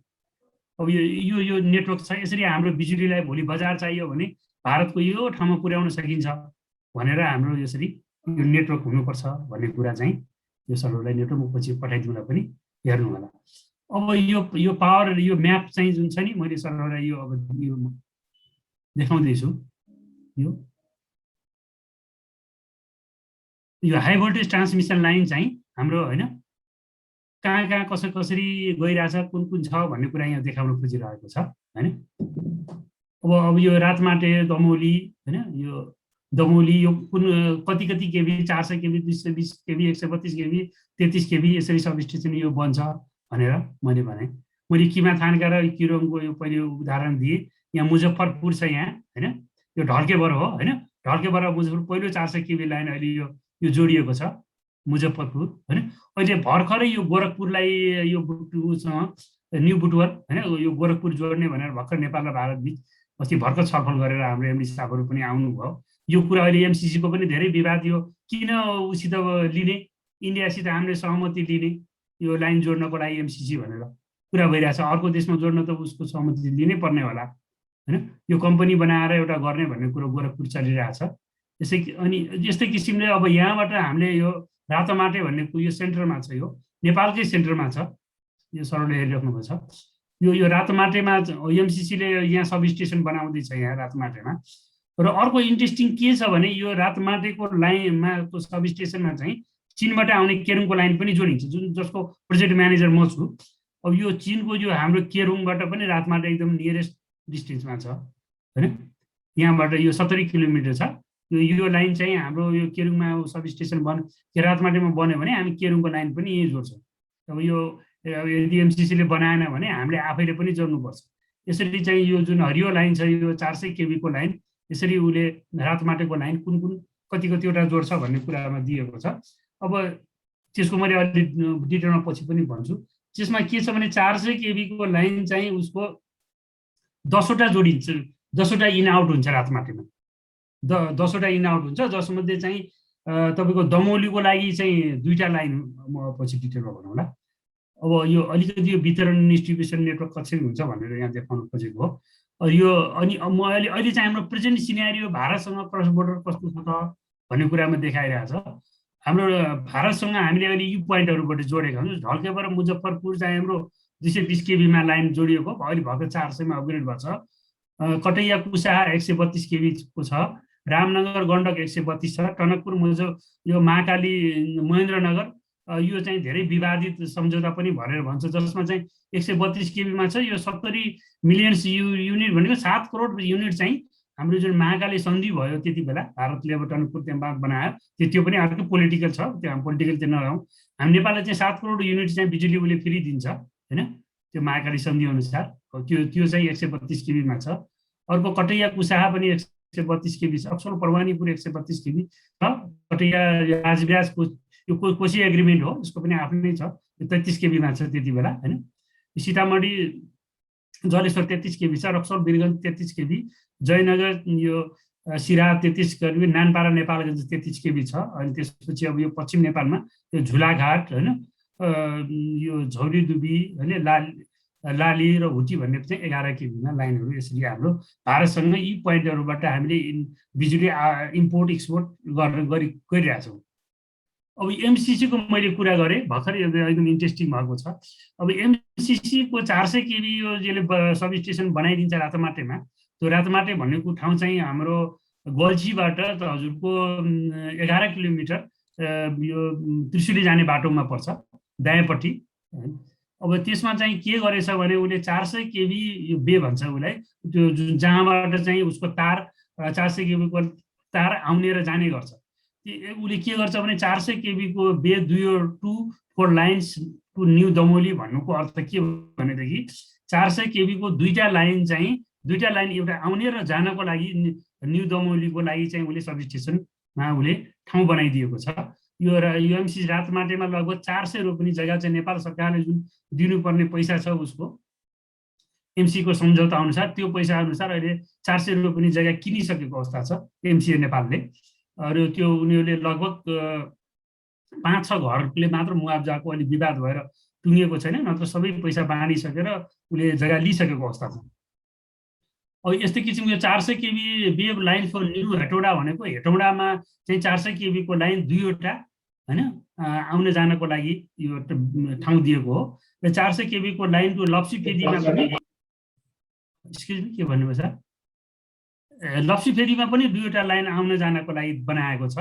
त्यस्तै के हो, त्यो ट्रान्समिसन लाइन बनाएपछि त्यसलाई फेरि ट्रान्सफर्मर पनि राख्नु पर्यो होइन। ट्रान्सफर्मर राख्नको लागि चाहिँ 400 केबीको लागि चाहिँ यो 2वटा चाहिँ बे, यो अटो ट्रान्सफर्मर भन्छ, ठुलो जुन ठुलो सबस्टेसनमा तपाईँले देख्नुहुन्छ त्यसको लागि चाहिँ उसले स्पेस छोडेको छ होइन। र फेरि 400 केबी लाइनको लागि अटो ट्रान्सफर्मरको लागि स्पेस छोडेको छ। अनि यो स्पेस फर 400 केबी को 4वटा लाइनको लागि भनेपछि भोलि बुढी गण्डकी पनि त्यहाँबाट नजिक छ। भोलि बुढी गण्डकी पनि बन्यो, बुढी गण्डकीको बिजुली पनि रातमाटेमा ल्याउनु पर्यो, भोलि हजुरको चाइनाको लाइन पनि ल्याउनु पर्यो भनेर उसले चाहिँ 4वटा चाहिँ 400 केबीको स्पेस त्यहाँ राखिदिएको छ। अहिले म ड्रइङ पनि देखाउँछु। यसरी 4वटा छ र अरूको चाहिँ फ्युचर ट्रान्सफर्मर राख्नु पर्यो भने यो स्पेस जुन छोडेकोलाई ट्रान्सफर राख्नु पर्यो भने त्यो ठाउँको लागि पनि डिजाइन चाहिँ गरेको छ। यो त मैले अलिकति यो चाइनाको कसरी जोडिन्छ, भारतको त हाम्रो यो जोडिसक्यो 11वटा पोइन्ट भनेदेखि हाम्रो चीनसँग हामीले अहिले जुन जोड्ने खोजिरहेछौँ त्यो पनि रातमाटेबाट 70 किलोमिटर छ। हाम्रो यो केरुङ बोर्डर हो होइन, सुवागढी बोर्डर होइन, यहाँ 70 किलोमिटर यहाँ छ र उसको चीनको यो गिरोङ काउन्टी भन्छ होइन, यो जिलोङमा सब स्टेसन उसको बन्दैछ, कन्भर्टर स्टेसन, जहाँबाट उसको त्यो चेन्डुबाट पनि आउने हो, त्यहाँबाट मानसरोवरमा पनि जान सजिलो हुने भावनाले जिलोङमा उसले चाहिँ 400 किलो बनाउँछु भनेछ चीनले। अब त्यो हिसाबले चाहिँ 79 किलोमिटर परको सब स्टेसनमा हामीले आफ्नो लाइन जोड्छौँ। अब यो जिलोङको लाइन चाहिँ अझ माथि उसको लगभग 700-750 किलोमिटर छ लासा होइन, उसको लासामा जोडिएको छ होइन। अब करेन्ट सिनारियोमा चाहिँ अब हाम्रो अपकमिङ अब अप्पर तामाकोसी आइसकेपछि अहिले स्पिलका कुरा तपाईँ न्युजहरूमा सुनिराख्नु भएको छ होइन। अब बर्खामा हाम्रो वेट सिजन, हाम्रो अब ड्राई र वेट सिजन भन्छ कि तपाईँलाई पनि बुझ्न सजिलो हुन्छ। वेट सिजन भनेर अहिले हामीले चाहिँ डिफाइन गरेको अप्रिलदेखि नोभेम्बरसम्मलाई वेट सिजन भन्छ कि।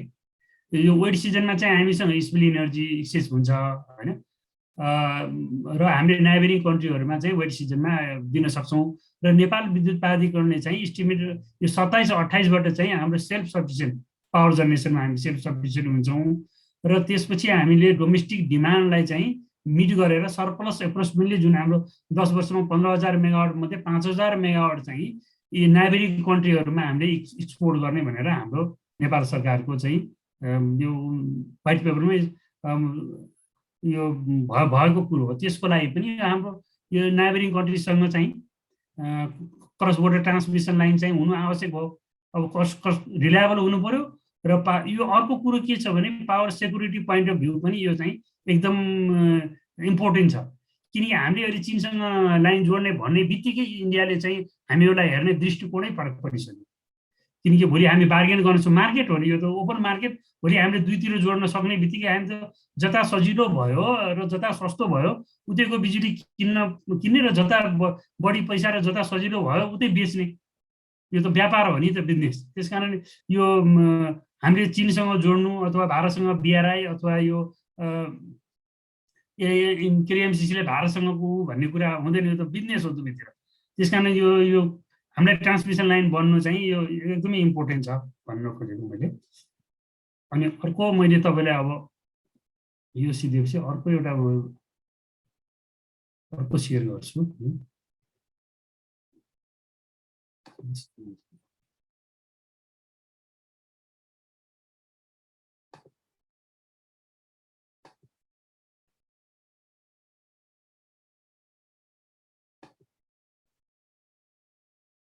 यो चाहिँ मैले तपाईँलाई देखाइरहेको चाहिँ यो चाहिँ रातमाटे सब स्टेसनको डिजाइन हो जुन हाम्रो एमसिसीले डिजाइन गरेको छ होइन। यो यहाँ तपाईँलाई कतिको क्लियर देखिन्छ है सर? फुल स्क्रिन गरिदिँदा हुन्छ नि।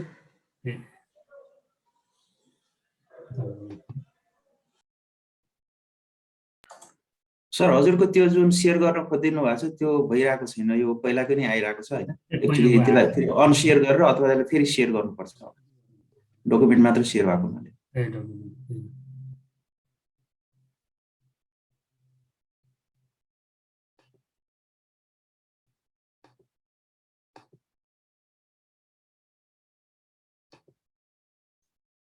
कता परेछ यो अलि उ भएछ सर। भन्नुको अर्थ त्यो रातमाटे सब स्टेसनको मैले त्यो जुन मैले भने नि यतिवटा लाइन यसरी इन र आउट हुन्छ भन्ने कुरो त्योले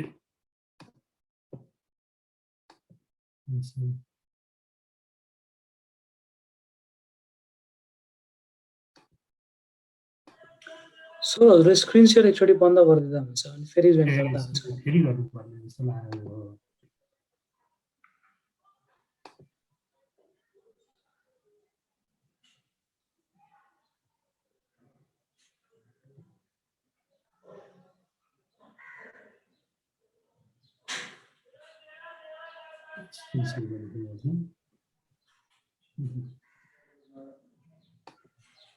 त्यो अर्को खै अलि मिलेन त्यो सेयर गर्न होइन। अब त्यस सम्बन्धी सरहरू प्राविधिक के कुरा सोध्न सक्नुहुन्छ मलाई होइन। यही हो गुगलबाट सेयर अब आउँछ नि।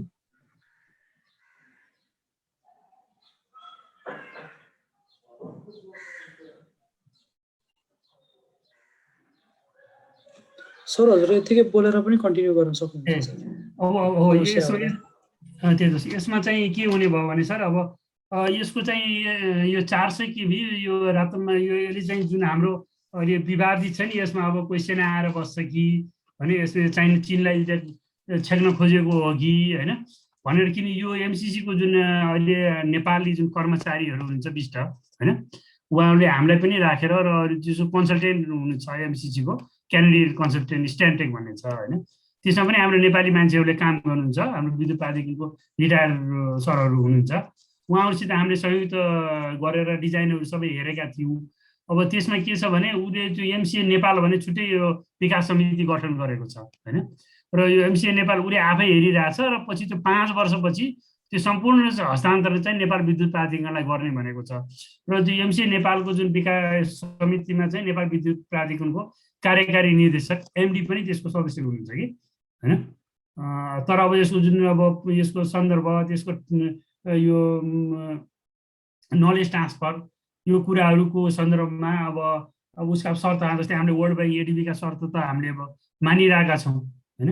अब तिनीहरूमा संसदबाट पास गर्ने भन्ने छैन। अब एमाले संसदको कुरा ल्यायो, तर अब संसदको कुरा नगरिकन पनि यो गर्न सकिन्छ। यदि मिलेन, यदि त्यो कुरामा बाजियो भने पनि अब त्यतिकै पनि यो नेपाललाई आवश्यक हो होइन।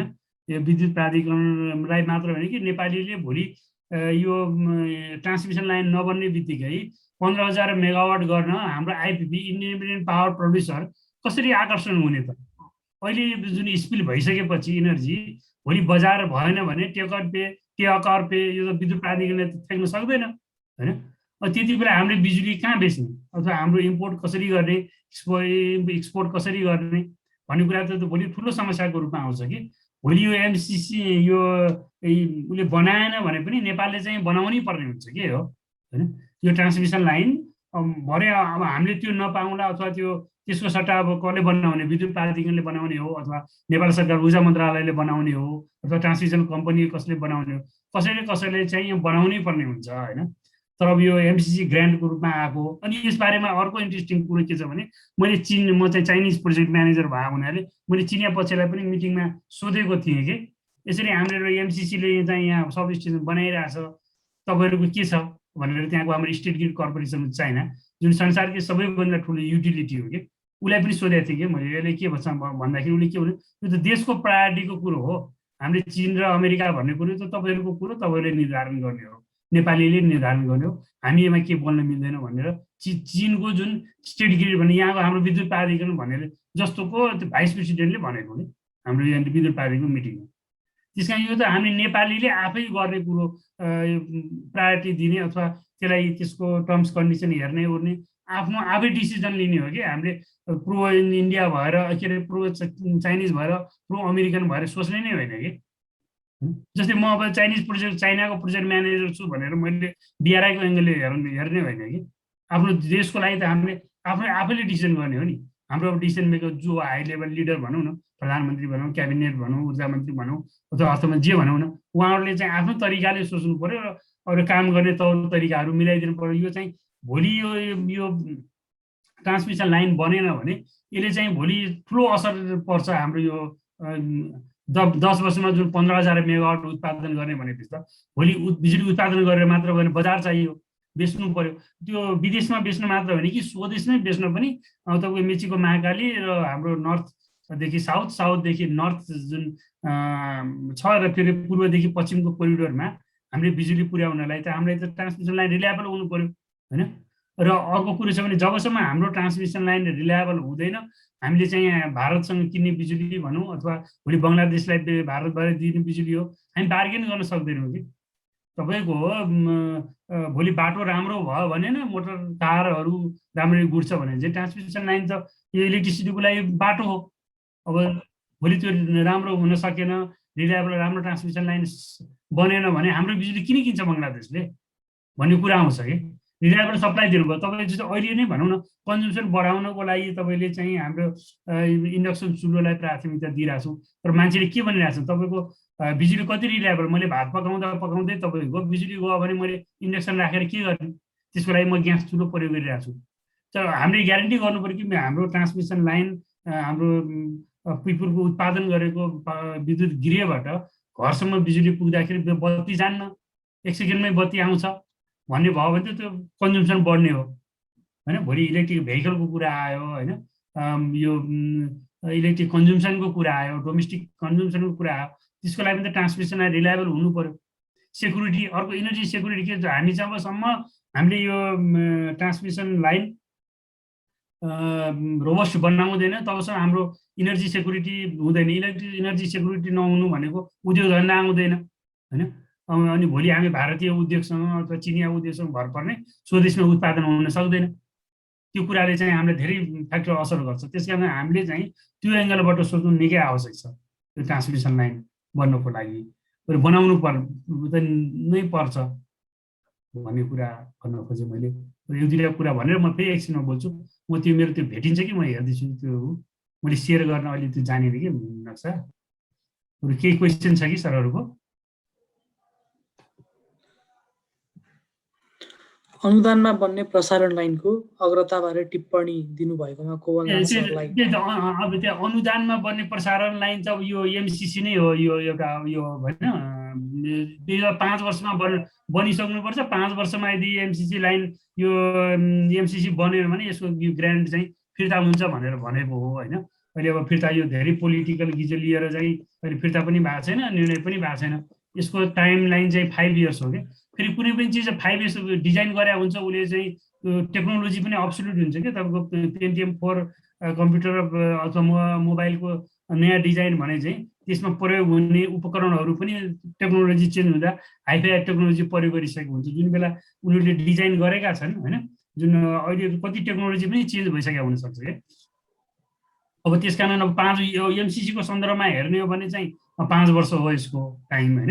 5 वर्षमा बनाएर ह्यान्डओभर गर्ने र अब 5 वर्षको डेट चाहिँ कहिलेबाट काउन्ट हुने भन्ने कुरो हो। अब त्यो त एमसिसी नेपाल सरकार निर्धारण गर्ने डेटको कुरा होला, मेरो विषयभन्दा पनि। अब अरू हामी कहाँ नेपाल सरकारले अहिले बनाइरहेको छ, हाम्रो छ वर्ल्ड ब्याङ्क होइन, एसियन डेभलपमेन्ट ब्याङ्क होइन, त्यसपछि हाम्रो के अरे यो जाइकाबाट होइन, अनि त्यसपछि युरोपियन युनियनबाट तिनीहरूको सहयोगमा हाम्रो बनिरहेका छन्। अब अर्को चाहिँ हामीले अब भारतको जुन सहयोगमा बन्छ, अब सम्बन्धित देशकै ग्रान्टमा बनेको चाहिँ सम्बन्धित देशकै कन्सल्टेन्ट र सम्बन्धित देशकै सामान किन्नुपर्ने त्यस्ता शर्तहरू छ कि। जस्तै अब चिनकै कुरा गर्ने हो भने पनि बिआरआई छ कि चिनमा। बिआरआईको मैले सोधेको थिएँ, उनीहरूको लगभग 75% चाहिँ उनीहरूले यो आफ्नो फिर्ता लिएर जान्छ कि। यो बिआरआईबाट आएको प्रोजेक्टमा 75% फिर्ता भन्नुको त कन्सल्टिङ र त्यो सामान गरेर 75% जति चाहिँ उसले आफ्नो फिर्ता जति लाग्छ होइन। अब त्यो पनि लोन लिने, त्यतिकै त ग्रान्ट त कसैले दिँदैन, त्यो पनि लोनको रूपमा आउने कुराहरू हुन्छ होइन। अनि मैले यो सोधेको थिएँ कि तपाईँले यो बिआरआईको सन्दर्भमा चाहिँ मेरो प्रोजेक्ट चाहिँ बिआरआईमै प्रस्ताव भएको थियो कि पहिले पटकमा। तर बिआरआईमा नेपालको मोडालिटी यो ग्रान्ट हो कि लोन हो कि भनेर यो समग्र यो रेलवेको कुरादेखि टुङ्गिया छैन। त्यो मोडालिटी टुङ्गिएन नि। हामी कहाँ त एमसिसी मात्र गिजो लिएको छैन, बिआरआई पनि गिजो लिएको छ नि त। यहाँ त बिआरआई पनि नस्वीकार्ने छन्। अब बिआरआई नस्वीकार दिँदा बिआरआईको मोडालिटी पनि नेपालमा नटुङ्गिएन। जस्तै अब चिनले त बिआरआईको सहयोगमा त धेरै देशमा उसले सहयोग गरिसक्यो नि, तर हामी कहाँ बिआरआईको मोडालिटी अहिलेसम्म सरकारले टुङ्गाउन सकेको छैन। त्यो ग्रान्ट हो कि लोन हो कि अब उनीहरूले भन्छ कि फ्रीमा दियो भने आफ्नो स्वामित्व हुन्न भन्ने चाहिँ कि। अब 10% अब नेपालले राख्नुपर्ने हो कि। हाम्रो मिटिङ भएको थियो, हाम्रो पहिलोपटक हाम्रो यो यही मेरो प्रोजेक्टको बारेमा हामीले बेजिङमा मिटिङ गरेका थियौँ। हाम्रो तर्फबाट हाम्रो तत्कालीन के अरे महामहिम राजदूत लीलामणि पौडेल सरले लिड गर्नुभएको थियो पहिलो मिटिङ। त्यसमा हामीले कुरा उठाएको थियौँ बिआरआईको। उहाँले भन्नुभयो यो तपाईँले सहयोगै गर्नुपर्छ, हामीले त यसमा 5% भन्दा बढीमा 5% भन्दा दिन सक्दैनौँ भनेर चाइनिजलाई भनेको होइन। अब त्यसो बेला उनीहरू बोलेन, टुङ्ग्याउन खोजे। अनि अर्को भर्खर उद्धव सरले चाहिँ एउटा रेलको कुरा गर्नुभयो, त्यो मलाई चाहिँ साह्रै, अब त्यो रेल बन्ने जुन चिनको जुन रसुवागढीबाट रेल आउनेछ, त्यसमा हामीले के भनेछौँ भने त्यो रेल चाहिँ इलेक्ट्रिक रेल हो होइन, त्यसमा पनि त्यही बिजुली, भोलि चिनको बिजुली अथवा नेपालको बिजुली इलेक्ट्रिफाइड रेल हुनाले त्यो बिजुली नै प्रयोग हुनुपर्छ होइन। अब त्यस कारण त्यो ट्रान्समिसन लाइन पहिले बन्नुपर्छ र त्यो ट्रान्समिसन लाइन बनेपछि त्यो ट्रान्समिसन लाइनले चाहिँ त्यो रेललाई बिजुली सप्लाई गर्छ भन्ने कुरा हामीले गरेका थियौँ। त्यसमा उनीहरू हुन्छ भनेका थिए। अब रेल बन्ने थियो त्यो फेरि अर्को, त्यो पोलिटिकल त्यो आफ्नै अर्को ठाउँमा छ होइन। तर रेल पनि इलेक्ट्रिक रेल बन्ने हो, तर रेल बन्नको लागि पनि ट्रान्समिसन लाइन नबनी रेल आउन सक्दैन भन्ने कुरा बुझ्नु पर्यो त्यो होइन। अब भारतसित पनि वास्तवमा इलेक्ट्रिक रेलवे जोड्नुपर्ने हो। अहिले चाहिँ अर्को रेलवे जोडिरहँदा चाहिँ म चाहिँ एउटा प्राविधिक एउटा यो इलेक्ट्रिक इन्जिनियरको हिसाबले चाहिँ मलाई चाहिँ आश्चर्य लागिरहेको छ। अहिलेको टेक्नोलोजीको युजमा चाहिँ हामीले चाहिँ इलेक्ट्रिक रेल जोड्ने हो कि इन्डियासँग जोड्ने पनि। अब अहिले देखिरहेको छ कि रेल चाहिँ अरू रेलहरू जोडिरहेको छ कि त्यो त टेक्नोलोजी अब्सोल्युट भइसक्यो। अन्त अब्सोल्युट भएको टेक्नोलोजी ल्याएर यहाँ जोडेर देखाएर हुन्छ र होइन। हुन त अलिकति आउट अफ ट्र्याक होला मेरो उसमा, तर इलेक्ट्रिक जोड्नुपर्छ कि अहिले। कन्जम्सन बढाउने, हाम्रो स्वदेशी कन्जम्सन बढाउने सबै अथवा विदेशको जहाँको बिजुली। अनि अर्को फेरि यो ट्रान्समिसन लाइनको अर्को फाइदा के भनिरहेछौँ भने हामीले चीनसँग हामीले के भनिरहेछौँ भने it is not a bilateral connectivity, it is a trilateral connectivity between the Nepal, China and India. If you connect Nepal it will automatic connect to South Asia भनिरहेको छौँ कि। तपाईँले चिनबाट नेपालसँग यो 400 kV को लाइन रातमाटे रसुवागढी जोडिदिनु भयो भने हाम्रो रातमाटेमा सब स्टेसन बन्छ, त्यो गोरखपुर जोडिन्छ, त्यहाँबाट त हाम्रो भारतबाट त उसको बङ्गलादेश, श्रीलङ्का सबै देशमा बिजुली जोडिन्छ। यो व्यापार हो। जुन बेला भारत र चिनको राम्रो रिलेसन हुन्छ त्यहाँ हामी नेपालमा बसी हामीले भारतको बिजुली चिन र चिनको बिजुली भारत पुर्याउन सक्छौँ। हामी विलिङ चार्जिङ छौँ। हाम्रो राम्रो ट्रान्समिसन लाइन भयो भने भोलि यो इकोनोमी चाहिँ भोलि भारत र चिनले हेर्नुहोस् त कपडा सामान अरू कत्रो उसको बिजनेस छ। चिनको कत्रो सामान भारत जान्छ र भारतका कत्रा यो स्टिल फ्याक्ट्रीका उद्योगीहरू सबै चिनमा गएर व्यापार गरिरहेको छन् भने भोलि बिजुलीको लागि यो त सर्टेस्ट रुट छ। र यो ट्रान्समिसन लाइन बन्ने बित्तिकै तपाईँको यो गोरखपुरदेखि यो रातमाटे र रातमाटेदेखि केरुङ बन्ने बित्तिकै भोलि त चिनबाट बिजुली भारतबाट बिजुली जाँदाखेरि त भोलि त कत्रो इनर्जी ट्रान्जिसन हुन्छ भने चाहिँ। जबकि अहिलेकै सिनारियो हेर्ने भने पनि चिन लगभग भर्खर के अरे 40% 46% अझ कोल छ कि चिनमा। यत्रो हाइड्रो पावर बने पनि टोटल इनर्जी कन्जम्सन चाइनाको 46% अझ कोलमा भयो, रिन्युएबल इनर्जीमा गएको छैन कि। अब भारत त्यतिकै छ। भोलि हरित यो इनर्जीमा जाने भन्ने बित्तिकै त भोलि त सिजनल टेरिफका कुरा छन् होइन। अब सिजनल टेरिफ अब तपाईँको यतातिर टिबेट चिसो ठाउँ, भारत तातो ठाउँ होइन।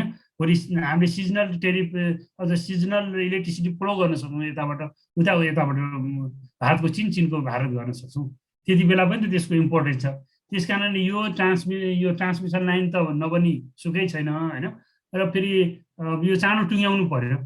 अब एमसिसी बनाउने हो भने अब उसैलाई दिनु पर्यो, होइन भने नेपाल सरकारले कसलाई हो उसलाई गो एड भन्नु पर्यो। यो नबनाइदिँदा चाहिँ हामी एकदम समयले पर्खिँदैन, समय ढिलो हुन्छ। त्यो नबन्नु, ट्रान्समिसन लाइन नबन्नु भनेको हाइड्रो पावर नबन्नु हो नि। फेरि तपाईँको हाइड्रो पावरमा लगानी गर्ने विदेशी फरेन इन्भेस्टर्स बङ्गलादेशी आएर यहाँ हाइड्रो पावर नेपालमा बनाउने भन्छ, ट्रान्समिसन लाइन भोलि बिजुली लग्न पाइने भनेपछि उसले किन इन्भेस्ट गर्छ होइन। अब चाइनिज आएर यहाँ बनाउँछु भन्छ, भोलि चिन उसको बिजुली बेच्न पाएन भने किन इन्भेस्ट गर्छ होइन। कोरियन आएर बनाइरहेछ अहिले 216 मेगावाट, उसले भोलि उसको मार्केट कता त भन्ने कुराहरू उठ्छ। यी सबै कुराहरूले गर्दा अब ट्रान्समिसन लाइन चाहिँ एकदम मेरुदण्ड हो हाम्रो जस्तो जलविद्युतमा यत्रो सम्पन्न देशमा होइन। यो बनाउनुपर्छ। यसलाई चाहिँ अब यो राष्ट्रिय राजनीतिक एजेन्डा अब पनि राष्ट्रिय सोच्नुपर्ने कुरा हो। अब हाई लेभलले सोच्न आवश्यक छ, त्यो भन्न चाहन्छु। अरू केही छ? Any question regarding? I think Samir sir has a question. Samir sir.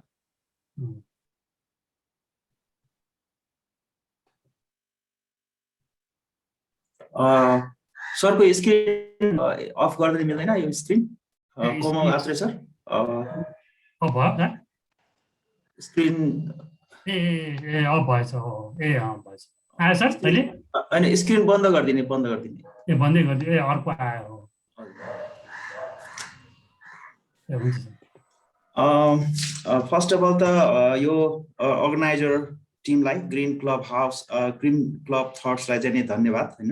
यस्तो खालको जो बर्डिङ देशमा चाहिँ भइरहेको एमसिसी को इम्प्लिमेन्टेसनको बारेमा चाहिँ यो बहस ल्याइदिनु भएकोमा र सबैजना उपस्थित सर म्याडम र विद्यार्थी भाइ बहिनीहरूलाई पनि धन्यवाद है र नमस्ते।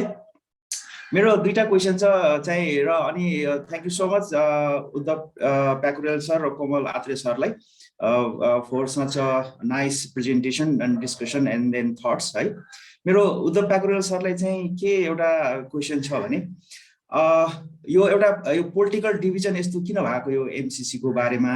जस्तै म कङ्ग्रेसी भयो भने चाहिँ होइन एमसिसी ठिक छ भनेर म एडभोकेट गर्छु र होइन म कम्युनिस्ट हो भने एमसिसी ठिक छैन भनेर म एडभोकेट गरिरहेको हुन्छु र चाहिँ हामी साधारण जनताले यो कसरी बुझ्ने यो ठिक छ कि ठिक छैन भनेर बुझाउनलाई चाहिँ नि उताबाट भाइस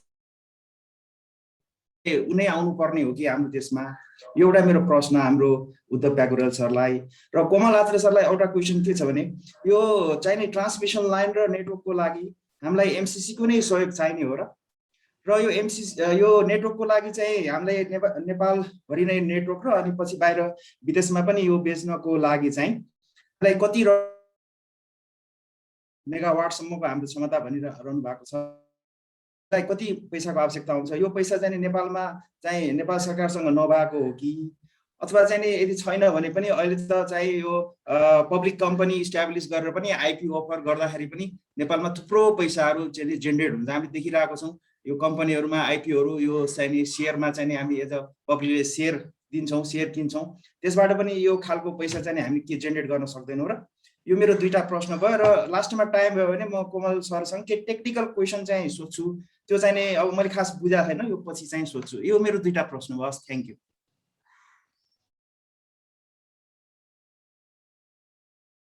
मैले सुरु गरिदिउँ सरको प्रश्न म प्रति। हजुर उद्धव सर पहिले सरले भन्नु।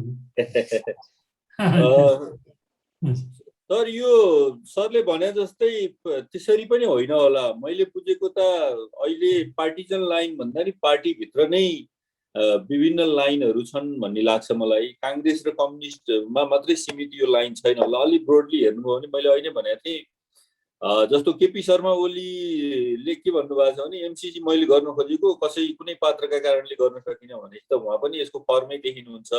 उहाँको परराष्ट्र मन्त्रीको त्यो पार्टीभित्रकै प्रतिवेदन हेर्नुहुन्छ भने उहाँ पनि फर्मै देखिनुहुन्छ। अब अहिले मैले यहाँ नाम लिएका त्यही कमिटीमा बसेर रिसर्च गरेका मान्छेहरूको पनि अहिले तपाईँले हेरे जस्तै अब राजनैतिक आँखाले हेर्ने हो भने एफिलिएसन अथवा टिल्टहरू हेर्दा कम्युनिस्ट नै जस्तो देखिने टिल्टहरू पनि यसमा काम गरेर उहरू आइडेन्टिफाई गरिरहनु भएको छ।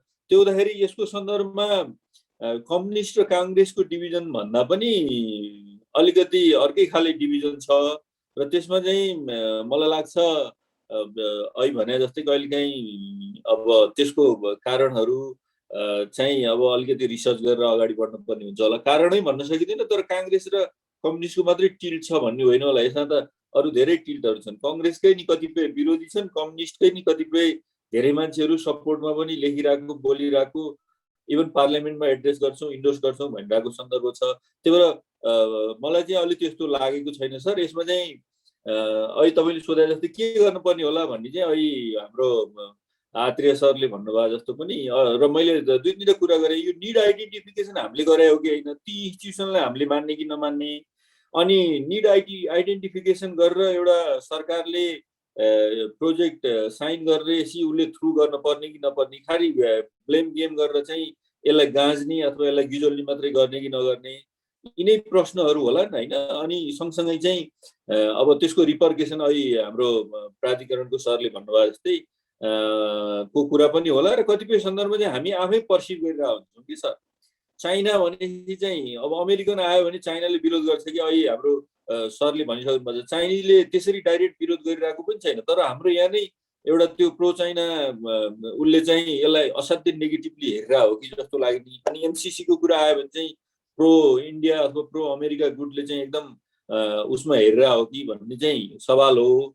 हाम्रो नेपालको इन्ट्रेस्ट के हो, त्यसलाई कसरी हाम्रो डेभलपमेन्ट मोडलमा फरेन एडको सेयरिङलाई कसरी अगाडि बढाउने हो, फरेन एड चाहिने कि नचाहिने, हामी आफ्नै रिसोर्सको आधारमा बाँच्न सिक्नको लागि हामीले हाम्रो नेतृत्वलाई, हाम्रो ब्युरोक्रेसीलाई के भन्न पर्ने, हामीले नयाँ गाडी कहिले किन्न पर्ने, पुराना गाडी कहिले फाल्न पर्ने लगायतका नयाँ बाटा कत्र चाहिने, कुन बाटोको के अरे साइज कत्रो हुँदाखेरि चाहिँ हामी भायबल हुन सक्ने, यी तमाम डिस्कोर्सहरू तपाईँ इन्जिनियरिङका धेरै साथीहरू भएको फोरममा म त्यो चाहिँ फ्लोट गर्न चाहन्छु। त्यो नभइकन चाहिँ हाम्रो स्टेटले फेरि फन्डहरू लिन नछोड्ने पनि हुँदैन। हाम्रो चाहिँ मैले चाहिँ त्यसलाई पोभर्टी अफ माइन्ड भन्छु, त्यो कुनै बेलामा डिस्कस गरौँला। तर त्यसमा धेरै रिसर्चहरू गर्नुपर्छ, अध्ययनहरू गर्नुपर्छ, कामहरू गर्नुपर्छ। तर यो सन्दर्भ चाहिँ मलाई अहिले तपाईँले प्रश्न गरे जस्तै दुईटा पार्टिजन आइडियोलोजीमा मात्रै सीमित छैन भन्ने कुरा चाहिँ मैले स्पष्ट पारेँ। धन्यवाद। Thank you sir.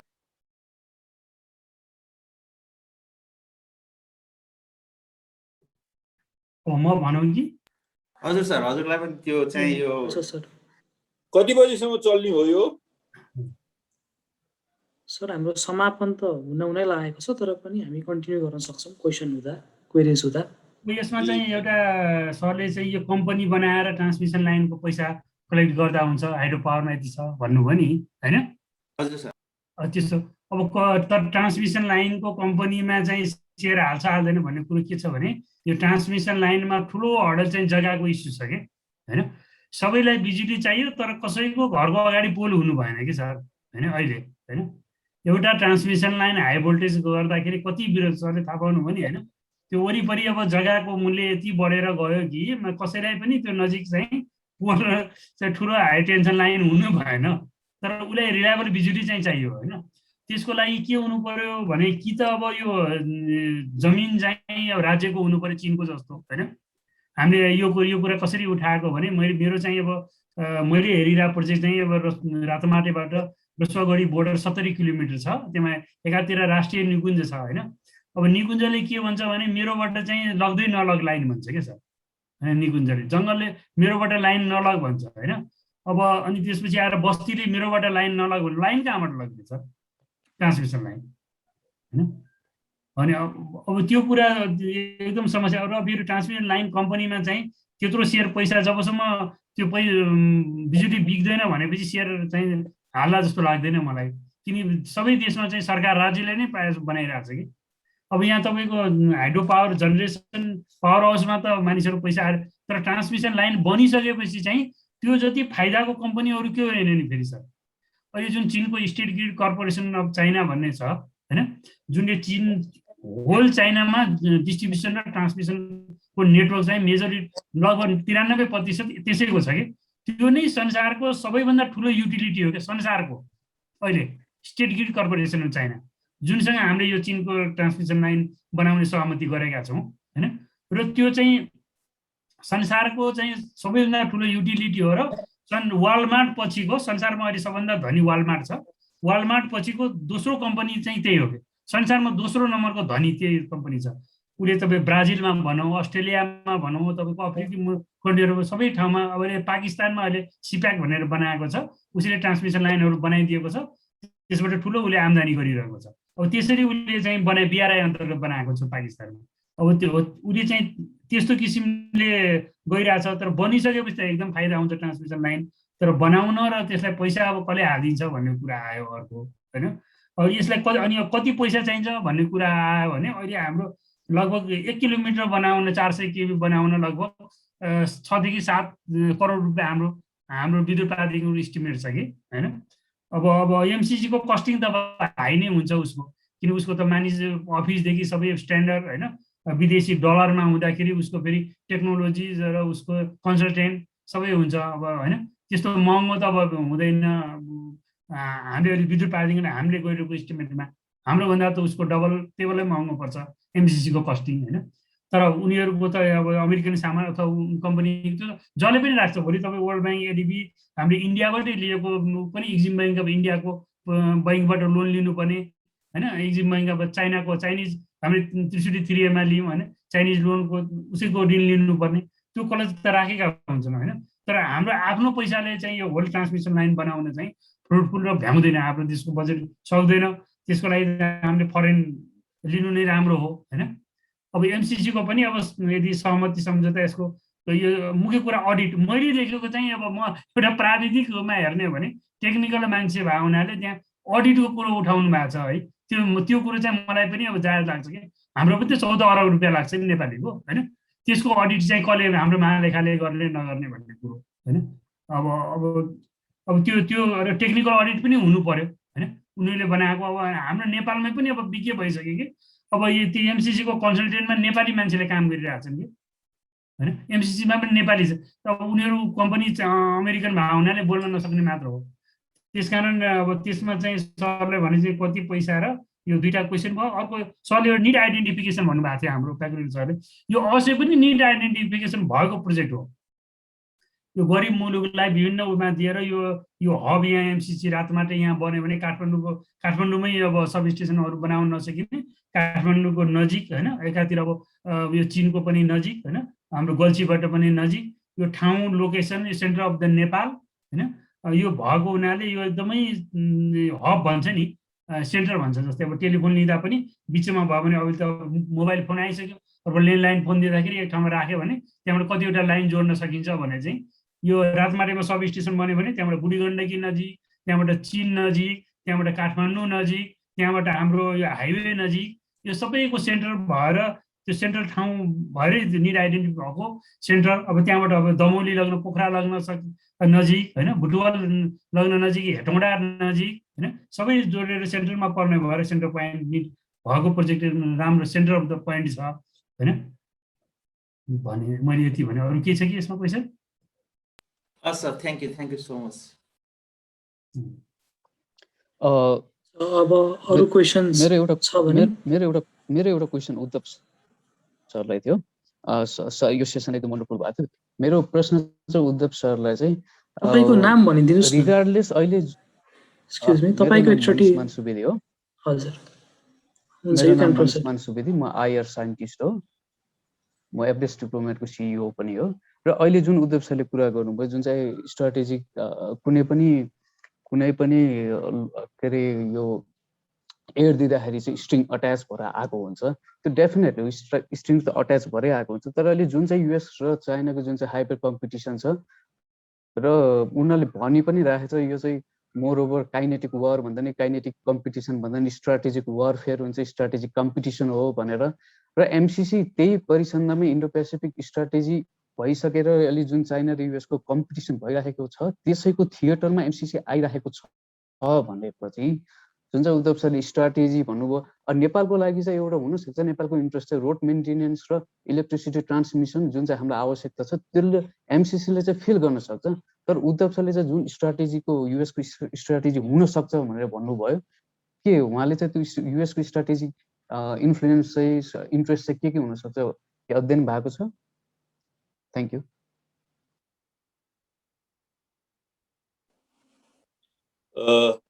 तपाईको प्रश्नलाई मैले ब्रोडली भन्न खोजेको चाहिँ के हो भने कसैले पनि सहयोग गर्दा त्यसै सहयोग गर्दैन भन्ने कुरा हो। सहयोगसँगै केही न केही उसका शर्तहरू हुन्छन्, अथवा अहिले मैले भने जस्तै कहिलेकाहीँ अहिले पछिल्लो चरणमा हामीले नै बाटोमा सहयोग गर्दाखेरि पनि त्यसलाई आफूलाई प्रचार प्रसारको लागि चाहिँ जसरी प्रस्तुत गर्छौँ, कुनै एउटा के अरे अप्ठ्यारोमा परेको मान्छेलाई रेस्क्यु गर्दाखेरि पनि अरूलाई फोटो खिच्न लगाएर जसरी गरिरहेछौँ त्यो अहिलेको कन्टेक्स्ट हो। कोही पनि अहिले फ्री दिन तयार छैन, अमेरिका पनि छैन, चाइना पनि छैन भन्ने सन्दर्भमा भनिरहेको हो। तर अब एमसिसीसँग दुई चारवटा स्ट्राटेजिक इन्ट्रेस्टहरू डेफिनेटली जोडिएको कुरा अहिले मैले तपाईँलाई बताइसकेको थिएँ। उसले चाहिँ प्री कन्डिसनै भनेर चाहिँ के राखेको रहेछ भने यो फन्ड कसलाई दिन्छु भनेर पनि उसले आफ्नो त्यो अवधारणा पत्रमा मजाले लेखिरहेको छ कि पढेर सुनाएको थिएँ। इलेक्ट्रल प्रोसेस हैन, अनि पोलिटिकल प्लुरलिजम एन्ड पार्टिसिपेसन, अनि के अरे governance and transparency, fair political treatment for ethnic groups, यस्तो कुराहरू चाहिँ उसले आफ्नो उसमा राखेको रहेछ। अब त्यो बाहेकको पनि अब कतिपय सन्दर्भमा चाहिँ यसलाई पछिल्लो चरणमा आइपिएससँग जोडेर हेरिरहेका छन् मान्छेहरूले। तर आइपिएस चाहिँ अब हामीले एमसिसी 2012 बाट डिल गरिरहेका छौँ। आइपिएसको अवधारणा धेरै पछि आइरहेको सन्दर्भमा त्यसरी चाहिँ जोड्ने कि नजोड्ने त्यो अर्को कुराहरू हो। त्यसमा पनि अमेरिकन सरकारले नेपाल सरकारलाई पत्राचार गरेर नै यो आइपिएसको कुनै पनि सन्दर्भमा छैन भनिरहेको हुँदा गर्दाखेरि पनि यसमा चाहिँ यस्ता कुराहरू हुन्छन्। तर त्यसलाई चाहिँ चाहे चाइनाको होस्, चाहे इन्डियाको होस्, चाहे अमेरिका होस्, चाहे उत्तर कोरियाको होस्, चाहे दक्षिण कोरियाको होस्, सबै फन्डिङमा केही न केही उसका ऊहरू जस्तो कहिलेकाहीँ चाहिँ आफूलाई त्यो रिजनमा पपुलर बनाउने पनि इन्ट्रेस्ट हुनसक्छ, आफूलाई त्यो रिजनमा शक्तिशाली बनाउने पनि इन्ट्रेस्ट हुनसक्छ। त्यस्ता इन्ट्रेस्टका बिचमा आएका हुन्छन् भनेर मैले नर्मली कुरा गरेको हो। र यसमा चाहिँ ले डाउन नै गरेको इन्ट्रेस्टहरू पनि मैले तपाईँलाई बताइसकेँ।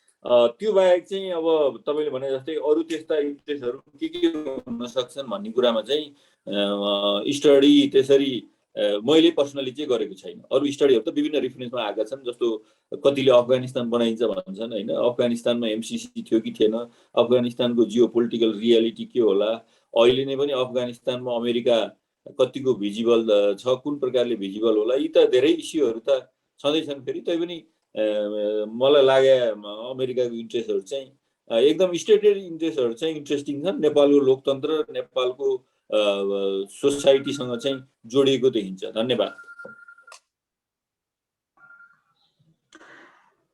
Thank you for the question. अब अरू कसैको फर्दर क्वेसन छ भने कुनै दर्शक महानुभावको? अरू क्वेसन छैन। मलाई आथुर सरसँग एउटा चाहिँ टेक्निकल क्वेसन सोध्न मन लागेको है सर, कमल आथुर सर। यो हाम्रो चाहिँ नेपालमा विभिन्न किसिमको प्रसारण लाइन केबीमा जस्तै 66 केबी रहेछन्, योभन्दा माथिका केबीहरू पनि हुन्छन् कि हुँदैनन्, यिनीहरूमा फरक के छ? प्लस यो जति बढी केबी भयो नि यसले मानौ यो 400 अथवा 550 बढ्दै हो भने यसले हेल्थको लागि हेल्थ हेजार्ड छ कि छैन यसको? किनभने इलेक्ट्रोम्याग्नेटिक वेभहरू यसले फ्याँक्न सक्छ, त्यो हिसाबले चाहिँ।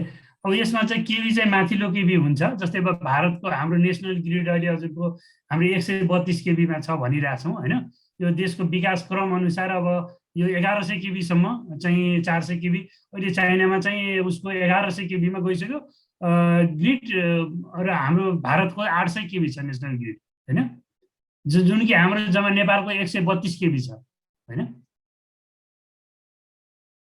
जस्तै त्यसकारण अब योभन्दा माथिल्लो केबी पनि हुन्छ पहिलो कुरो होइन।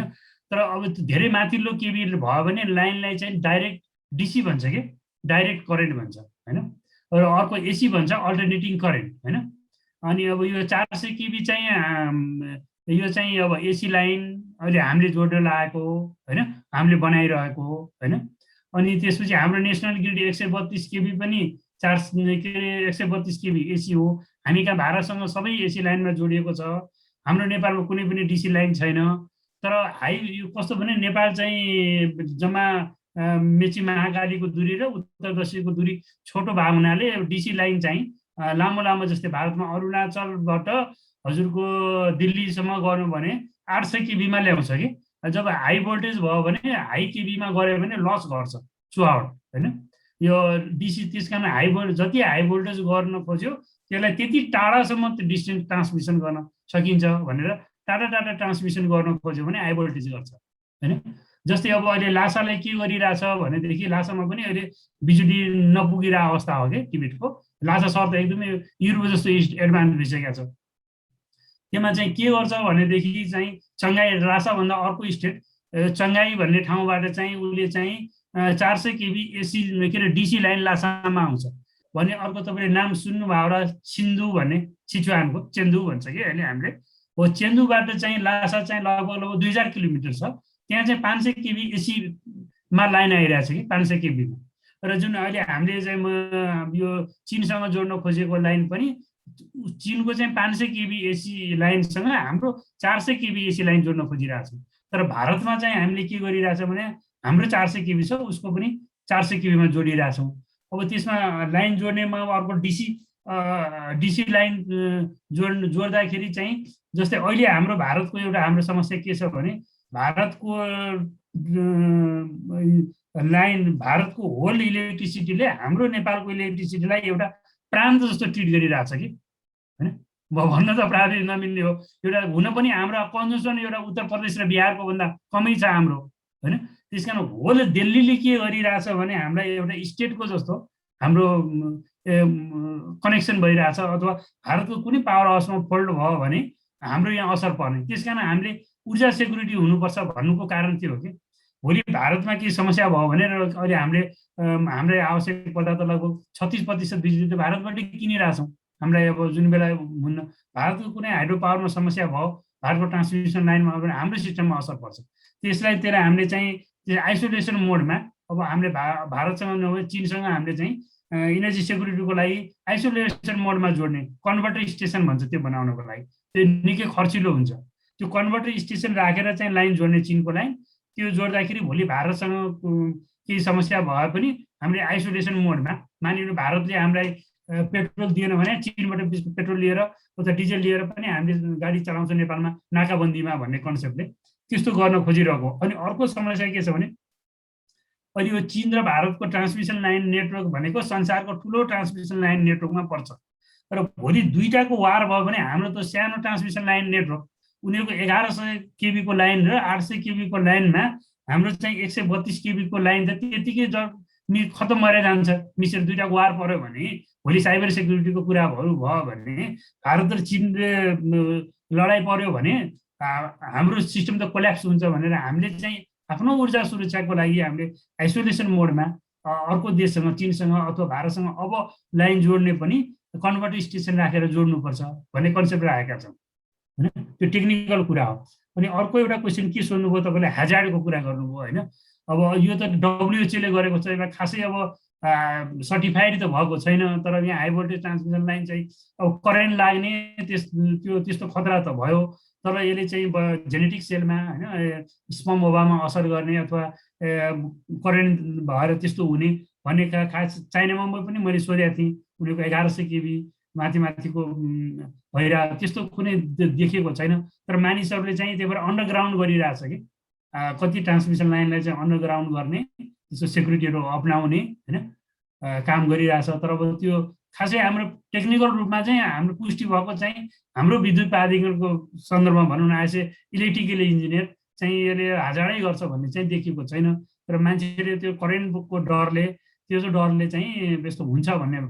WHO ले पनि क्लियर रूपमा यसकोमा दिएको छैन कि प्रमाण क्लियर। किनकि अब यो यदि हेल्थ हेजार्ड यसले चाहिँ के अरे जेनेटिक सिस्टममा असर गर्ने हो भने त त्यसको सर्टिफाइड WHO ले गर्नुपर्ने हो नि। यो हुन्न तपाईँको 400 केबी अथवा हाई भोल्टेज ट्रान्समिसन लाइन बनाउँदा भने उसले असम्म नबनिसकेको अवस्था छ टिल नाउ आजको दिनसम्म पनि भनेको छैन कि।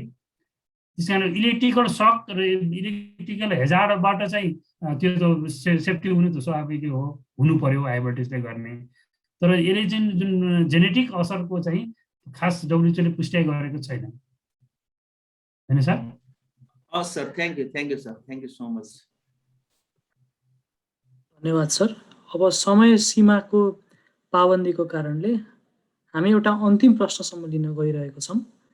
कुनै दर्शक महानुभावहरू इन्ट्रेस्टेड हुनुहुन्छ भने आफ्नो प्रश्न सोद्धा हुन्छ।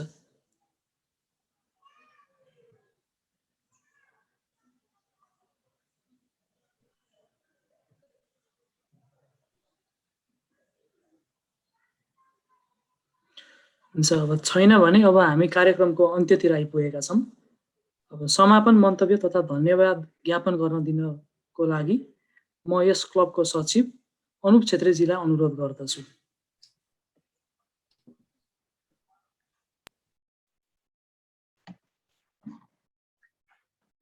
उपस्थित सम्पूर्णमा नमस्ते। साँच्चै नै एमसिसी अहिले आएर धेरै नै विवादित विषय बन्न गएको छ र यस्ता अन्तर्राष्ट्रिय विषयहरूमा हामी देशवासीमा एउटा साझा धारणा नहुनु नै एउटा ठुलो विडम्बना हो। उद्धव सरले भन्नुभए जस्तै हामीमाझ धेरै नै भ्रम फैलिएको जस्तो देखिन्छ। हाम्रो कोमलनाथ आत्रेय सरले यसको प्रसारण लाइन तथा प्राविधिक पक्षको आवश्यकताहरू प्रस्ताउनु भएको छ। नेपाल सरकारको तर्फबाट यस्ता कुराहरूलाई चाँडोभन्दा चाँडै एड्रेस गर्न सकिएन भने हामी जनता माझमा एउटा मत विभाजन हुने र हाम्रो देशको आन्तरिक विकासमा पनि निकै नै बाधा अड्चनहरू आउने देखिन्छ। यसका साथै आज आफ्नो अमूल्य मत दिएर धारणाहरू राखिदिनु भएकोमा डाक्टर उद्धव प्याकुरेल र श्री कोमलनाथ आचार्यजीलाई व्यक्तिगत तथा क्लबको तर्फबाट म हार्दिक आभार व्यक्त गर्दछु। साथै प्रोफेसर भीम श्रेष्ठ, डाक्टर बिरा सिंह थापा, डाक्टर समीर श्रेष्ठ तथा सम्पूर्ण महानुभावहरूलाई धन्यवाद व्यक्त गर्दै आजको कार्यक्रम यही समापन भएको घोषणा गर्दछु। धन्यवाद।